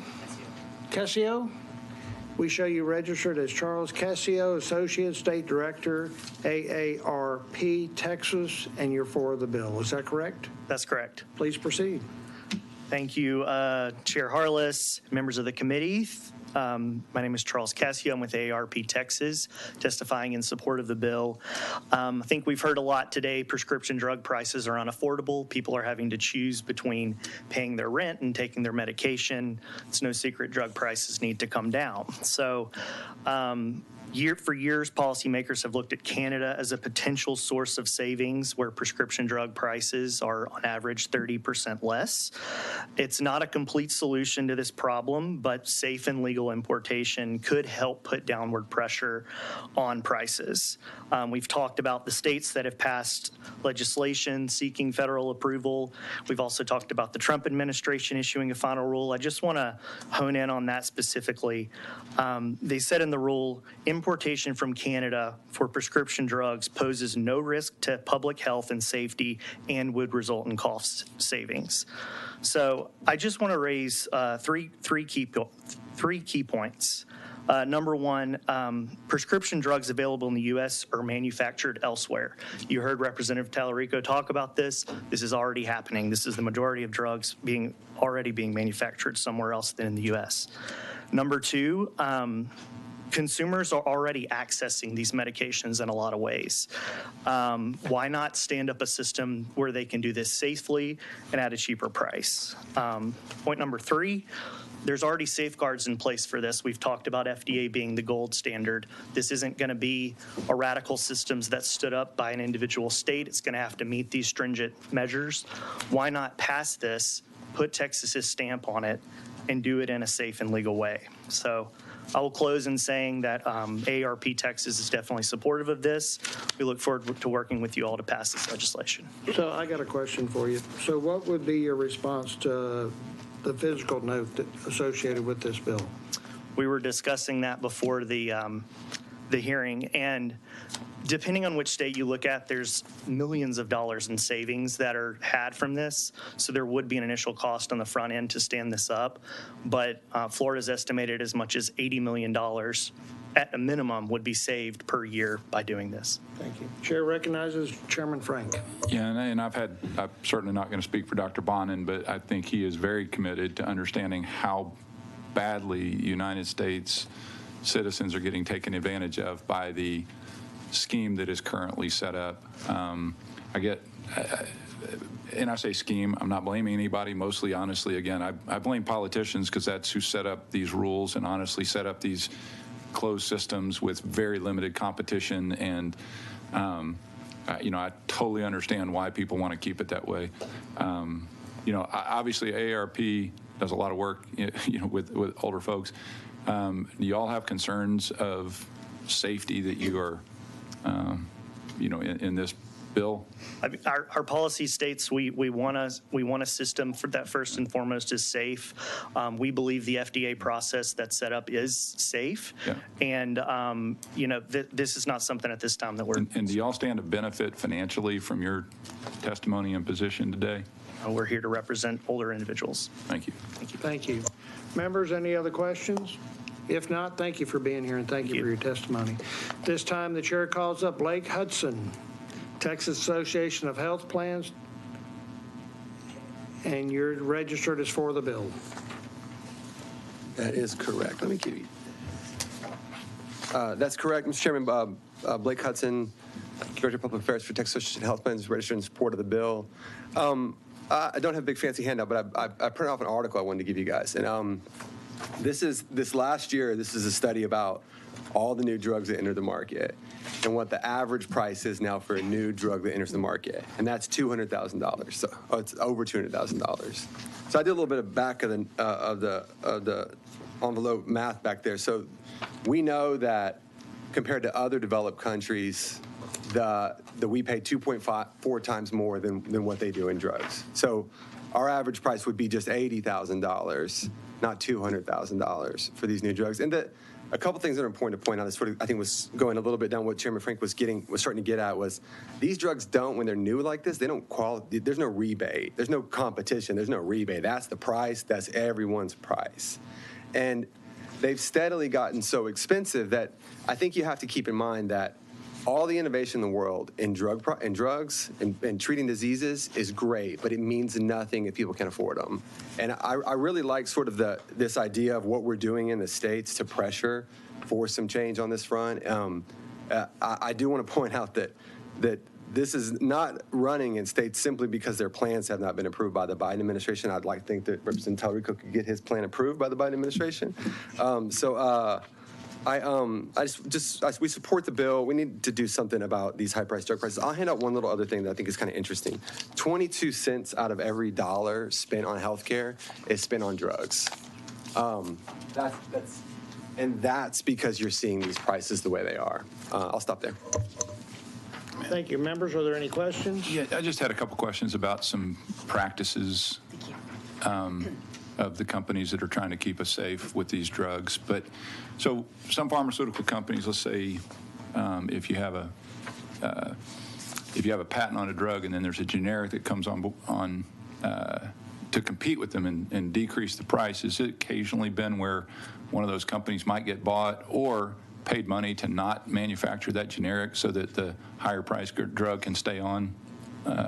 And be the only thing that gets sold. Fascinating. So I dug into this over the interim, how this sort of works. So what happens is the big brand manufacturer will sue the generic that's going to be the generic market entrant, and then they will settle in that pay for delay agreement to stop that generic market entrance. And maybe this is the kind of stuff they don't do in other countries, and so they can't get away with it. But really, one of the big goals is to stop market entrance. So the world's best-selling drug is called Humira.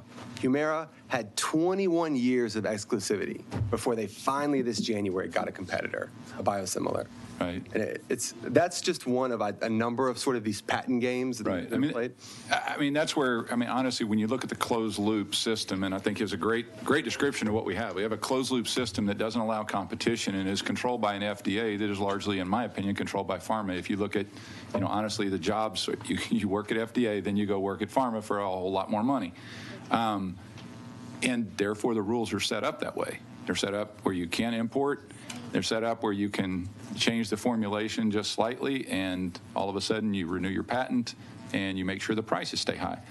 Other countries don't allow that. And anyway, it is a fault in the free market. A free market only works when government will at least require responsible behavior. And I think in this case, we don't require any responsible behavior because there's too close a tie. Yeah, I'll make one tiny comment related to that. You are 100% spot on about the relationship between the FDA and the drug manufacturers. If you have some spare time, look up a thing called PDUFA. That's the Prescription Drug User Fee Act, where drug companies pay for the FDA's approval process. You tell me that's not Fox in-house. So there's a lot of concerns on here, and trying to do something proactive on this front is really important. So I just really applaud the author for the bill. Thank you. Members, any other questions? If not, as always, thank you for being here. The chair calls up Annie Dunkelberg, every Texan registered for the bill. She's not here? All right. We're going to show her as registering, and she's in support of the bill. We're going to move down to Brandon Dyson, Texas Oncology, registered as neutral.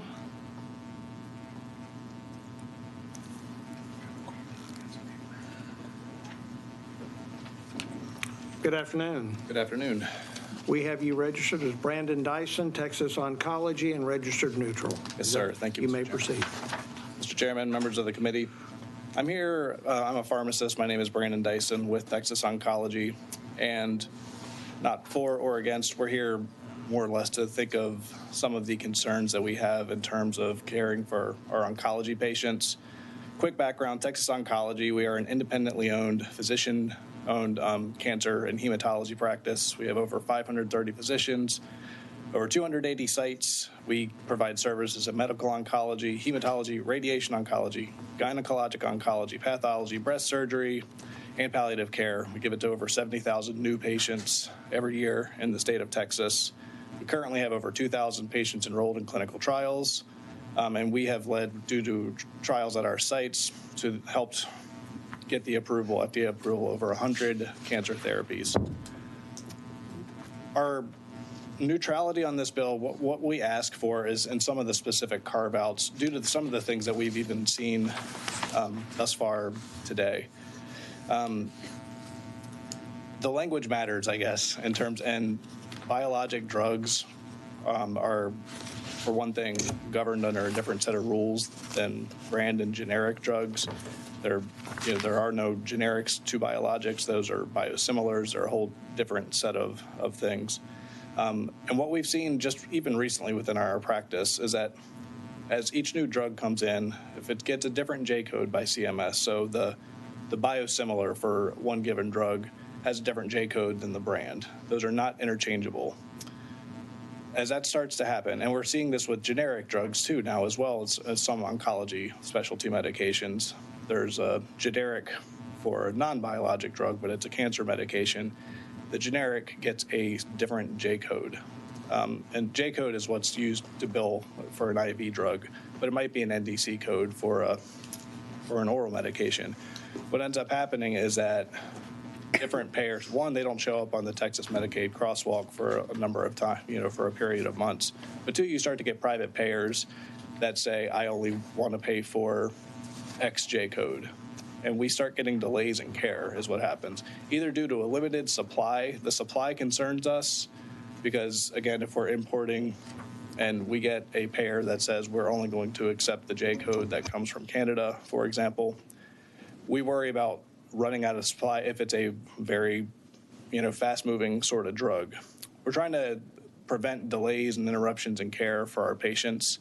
I'm not sure of necessarily. I'm a pharmacist. I'm not someone super in depth with policy and lawmaking, but the language of how we allow for certain things we just ask to be taken into consideration as moving forward. I appreciate your time today. Thank you. Members, do you have any questions for the witness? I'll just ask you real quickly, and I'm sorry we were in other committee hearings, so I've missed a lot of this, but I actually have a daughter-in-law who's a nurse practitioner with Texas Oncology, and I have a sister who is currently being treated for terminal cancer. So I feel very connected to what you're talking about here, and what I'm trying to understand is what this bill does that would hamper what you're trying to. I guess what I potentially foresee is, I don't want to call it a loophole. I foresee a system where a private payer, a major private payer, I won't name names, but where a certain payer, once we get this lower price drug, let's, same quality, not questioning the quality, not questioning anything like that, but it costs less than if I have drug A and I'm getting drug A.2 from Canada and it's cheaper, we're going to have a situation where payers are going to say, well, we now prefer and will not allow or pay for drug A. We only pay for drug A.2. And the medications that we deal with on oncology are incredibly expensive. The oral medications routinely $15,000. That's what it costs us to purchase them. That's not where I'm going with this. But even if A.2 as a drug was 50% of $15,000, still nobody could afford it unless they were paying cash. And so what I worry about is we have a lack of supply for these what might become now favored drugs, and we're unable to give them to our patients, and no one can realistically afford, at least with the state that it currently is, cancer care. And again, I'm not sure of the best way to tackle that as holistically. I'm just voicing kind of some of the concerns that we see with stuff that we already are currently dealing with our current system, and worry about them getting exacerbated. Appreciate that. I'm sure that Representative Talarico can respond to that later on. Thank you so much. Members, are there any other questions? If not, thank you for being here. Thank you very much. At this time, the chair calls up Roe Jackson, Texas Association on Manufacturers.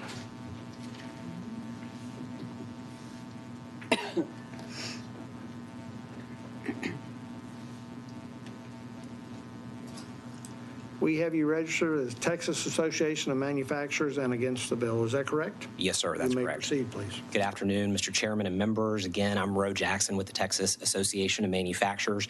Today, I'm here to respectfully testify against House Bill 25. TAM is the state's leading manufacturing association, representing over 600 member companies across every industry sector.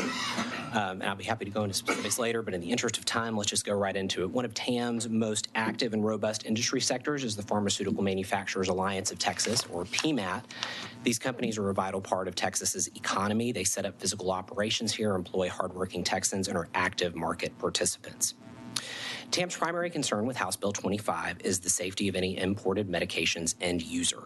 Bringing pharmaceuticals into the United States outside of legitimate supply chains could create very real threats to Texas patients who rely on these life-saving products. I recognize that Representative Tallarico is trying to include provisions to ensure the supply chain is safe within the language of HB 25, and we appreciate that. However, the prevalence of counterfeit medicines globally is a very real threat. There are some regulatory concerns as well. The FDA is the global gold standard for ensuring safety and effectiveness. Absent incredibly stringent manufacturing practices and product safety regulation, medicines have a far greater chance of including counterfeit components or being created in a substandard manufacturing environment, which could endanger the medication's efficacy. Further, absent the stringent regulation that creates the closed supply chain for the U.S. prescription drug supply, safeguards that normally apply like a track and trace system would be absent. I'll add that we're not quite sure how the continuity of track and trace would work since Canadian medicines don't have the same track and trace requirements. Before I finish, I would like to thank Representative Tallarico and particularly his staff for having an open door and a kind ear to listen to our concerns, and I'll conclude. Thank you for being brief. Members, are there any questions? If not, we appreciate your testimony. Thank you. At this time, the chair calls up Emily Brazoriala Dove, and I sure hope I got that right, Texas 2036, testifying for the bill. Good afternoon. Emily Brazolera Dove with Texas 2036 here in support of the bill. Chairman Frank, I love that you brought up the baby formula analogy. That's one that I've thought a lot about in reviewing this bill. Representative Tallarico, thank you as well. Texas 2036, we like innovative solutions to creating healthier markets for Texans. We spend $350 billion a year on prescription drugs. On top of that, 72% of Americans consider prescription drug costs unreasonable, and 42% of Texans between the ages of 19 and 64 have skipped doses or stopped taking a prescription due to cost. The one thing that we haven't talked about yet is that you would be continuing on the work of the 79th legislature, which passed a similar provision that would allow the state to designate 10 Canadian pharmacies to import drugs to the state. So that passed several years ago. It was not implemented because the HHS secretary had not set up the framework that Secretary Azar did in 2020. I wanted to mention the patent protections, if you had a second, since we're kind of talking about why costs are so high. So one of the other methods that can be utilized to kind of keep prices high. On average, drugs have about 3 patent protections on them now. So what a drug manufacturer might do is, as a drug ages and gets closer to ending its exclusivity rights, is they will create a new version of the drug, maybe with a different coating on it, and then stop manufacturing the first version of the drug. So that's just one example. Certainly, I think that Medicare being able to negotiate for some of those prices will also assist. But we are very much in favor of HB 25. Thank you so much for your testimony, and thank you for being brief. Members, are there any questions? The chair recognizes Chairman Frank. Just real quick, y'all benefit financially from testifying for or against the bill? Not to my knowledge. Okay, because I've noticed a stark trend. 100% of the people who are not in the current chain of commerce have been for the bill. 100% of the people that are in the current chain of commerce are against the bill. Thank you. Thank you, members. Any further questions? If not, members, we also have a resource witness from HHSC and DSHC. Chair recognizes Representative Rose. Thank you, Mr. Chairman. She just made some allegations because we have Big Pharma. I mean, not Big Pharma. Could we have someone from Pharma to come up and address those allegations? Is that acceptable? Yeah. Yeah, let's recall Sharon. Sorry, Sharon, I don't have your name on your last name. Sharon Lamberton. Lamberton, that's right. I'm sorry. You may proceed and rebut the statement just made, if you'd like. Thank you. Did you hear the allegations that she just made? I've heard a lot of allegations, so I'm trying to think which one specific. Okay. Yeah, yeah, go ahead. Well, I think the allegation's strong. It was basically you take 2 lower cost drugs, you reformulate it, put it in a new package, and then you have a new patent and then the price goes up again. And, whether or not that is a standard, is that what you were talking about, Ms. Rose? Chair Rose, whether that was a standard, not a standard practice, but a practice that happens and is approved by the FDA. Thank you, Chairman, and thank you, Representative Frank. I believe you're referring to patents, which we have a framework, a very strong framework that is in place, and it works. And we know it works. It's just for who it works. Well, it actually works if you receive patents, if it's an innovative product, and our medications, which cost $2.6 billion to bring to market, and 12 to 15 years, 88% of medicines fail, receive a patent when they go through extensive, rigorous clinical trials, and they are deemed efficacious by the FDA.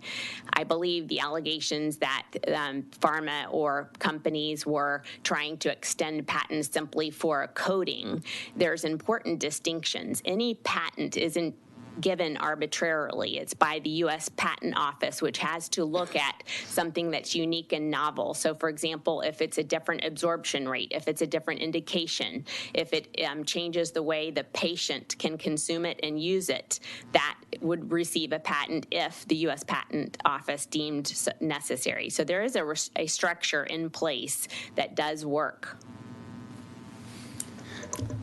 Members, any other questions? Representative Rose, are you? You're good? Thank you. All right, thank you. Is there anyone else who wishes to testify on, for, or against House Bill 25? If not, the chair recognizes Representative Tallarico to close on the bill. Thank you so much, Mr. Chairman. Thank you for all engaging in this discussion and considering this this bill. I think this is a huge opportunity for our state. I want to go through some of the things that have been mentioned. My granddad used to say, a hit dog will holler. You heard that pharmaceutical companies and their representatives here are okay with some bills, not okay with this bill. That usually means because it's going to hurt a little more than the other bills, which means it will help our constituents who, by the way, don't have time to be down here in the bottom level of the Capitol in the middle of the day, like some of the folks here do. And nothing again, some of these people are my friends, but I just want to recognize our constituents who are struggling to pay for their prescription drugs, the ones who are skipping doses, which is dangerous. They're not here right now. We are their representative. And I think it's telling that some of the innuendos about safety, again, there seems to be a lack of clarity, because on one hand, they'll say the FDA is the gold standard. And then you all ask them, but this plan has to be approved by the FDA. And they admit that. But then they again kind of insinuate that there may be safety concerns.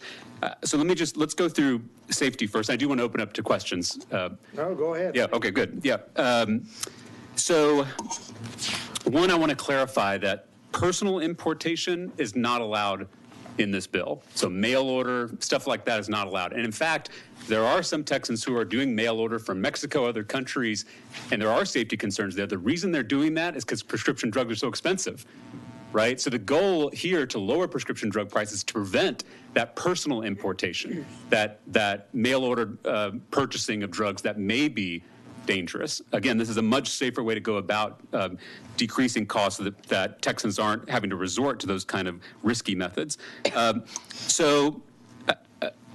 Again, I said this in the opening, but it's important for us to realize, because some people are acting like this is a new thing, 80% of all active pharmaceutical ingredients within the United States are manufactured outside the United States. 40% of prescription drugs within the United States are manufactured outside the United States. And the FDA has a process for inspecting and licensing those facilities.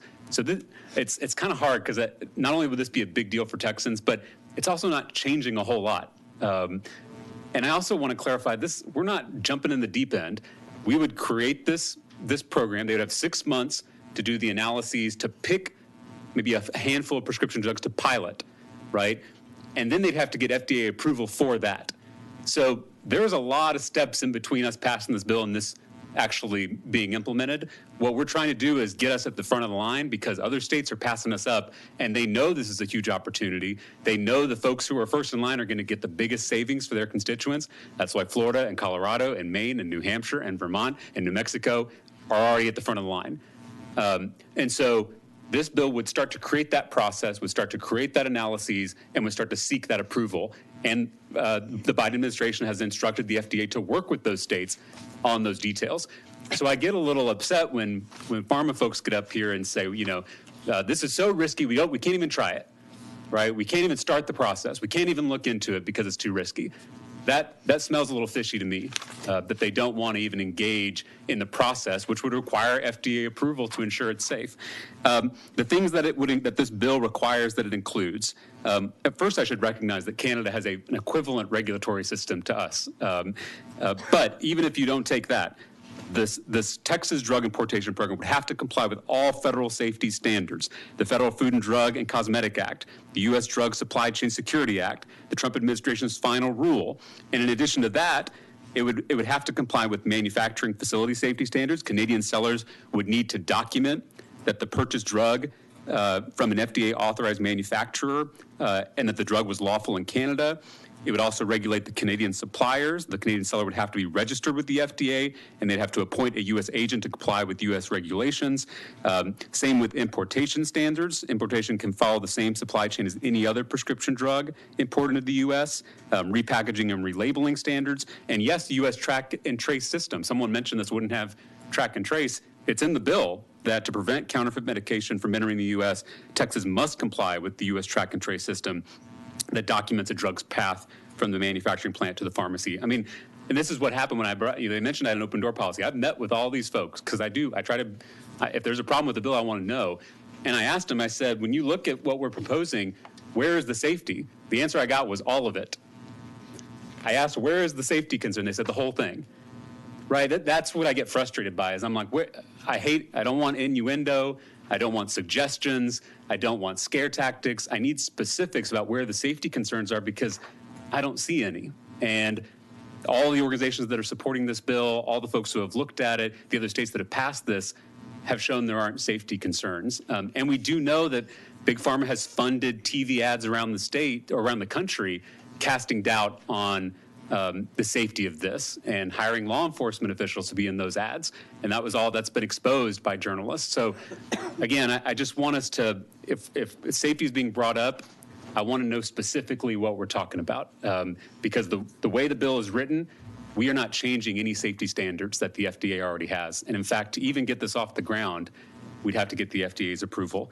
Mr. Chairman, let me just look and make sure the pharmacist concern, each drug will enter the state with a unique NDC, National Drug Code, which will indicate that the drug is specific to the state's importation program. New NDCs come to the market all the time. Therefore, a new NDC for imported drugs will not be a unique process and will not be a burden for pharmacies. And pharmacies can choose to participate. I think, Chairman Price, that was your question earlier. No pharmacy is forced to participate in this. The reason that TPPF and Every Texan both support this bill is because it's common sense. It's going to lower drug prices, and that's the exact reason some of the folks behind us don't want it. And I don't want to hurt them or their bottom line, but my job is to represent my constituents, and the current status quo is dangerously unsafe for them, and we've got folks dying currently. And so a safe process to stop that from happening is our moral obligation, in my opinion. But I also want to open up to questions, Chairman, for anyone who... Are there any questions? Yes, the chair recognizes Vice Chair Howard. Thank you, Mr. Chairman. Representative Tallarico, can you answer the question that I was asking a while ago about the biologics? Yes, thank you, Vice Chair Howard. And I forgot to bring that up. Biologics are excluded from this bill. And it may have been unclear because you have to go to the section of federal code, so it's not said in the bill. Happy to explicitly say it in the bill. It is referenced in code that biologics would not be allowed, but I can also just put it in there explicitly just so no one's confused. Biologics are different. Biologics include insulin, the kind I use to stay alive every day. And because those drugs are different and the manufacturing is different, we didn't feel it was completely safe to put it in here. Again, safety is my top concern. That's why I excluded my own medicine from this bill, because that, along with infused drugs, intravenously injected drugs, all of those are excluded from this bill. Okay, thank you very much. Yep. Thank you, Vice Chair. Members, any other questions? We recognize you to close. Yeah, and I close. Thank y'all. Thank you, Representative Tallarico. If there's no objections, House Bill 25 will be left pending. Is there objection? Chair hears none. House Bill 25 is left pending. Members, that concludes today's agenda. Is there any further business for the committee to address? If not, the chair moves to adjourn. Is there objection? Hearing none, the committee stands adjourned, subject to the call of the chair.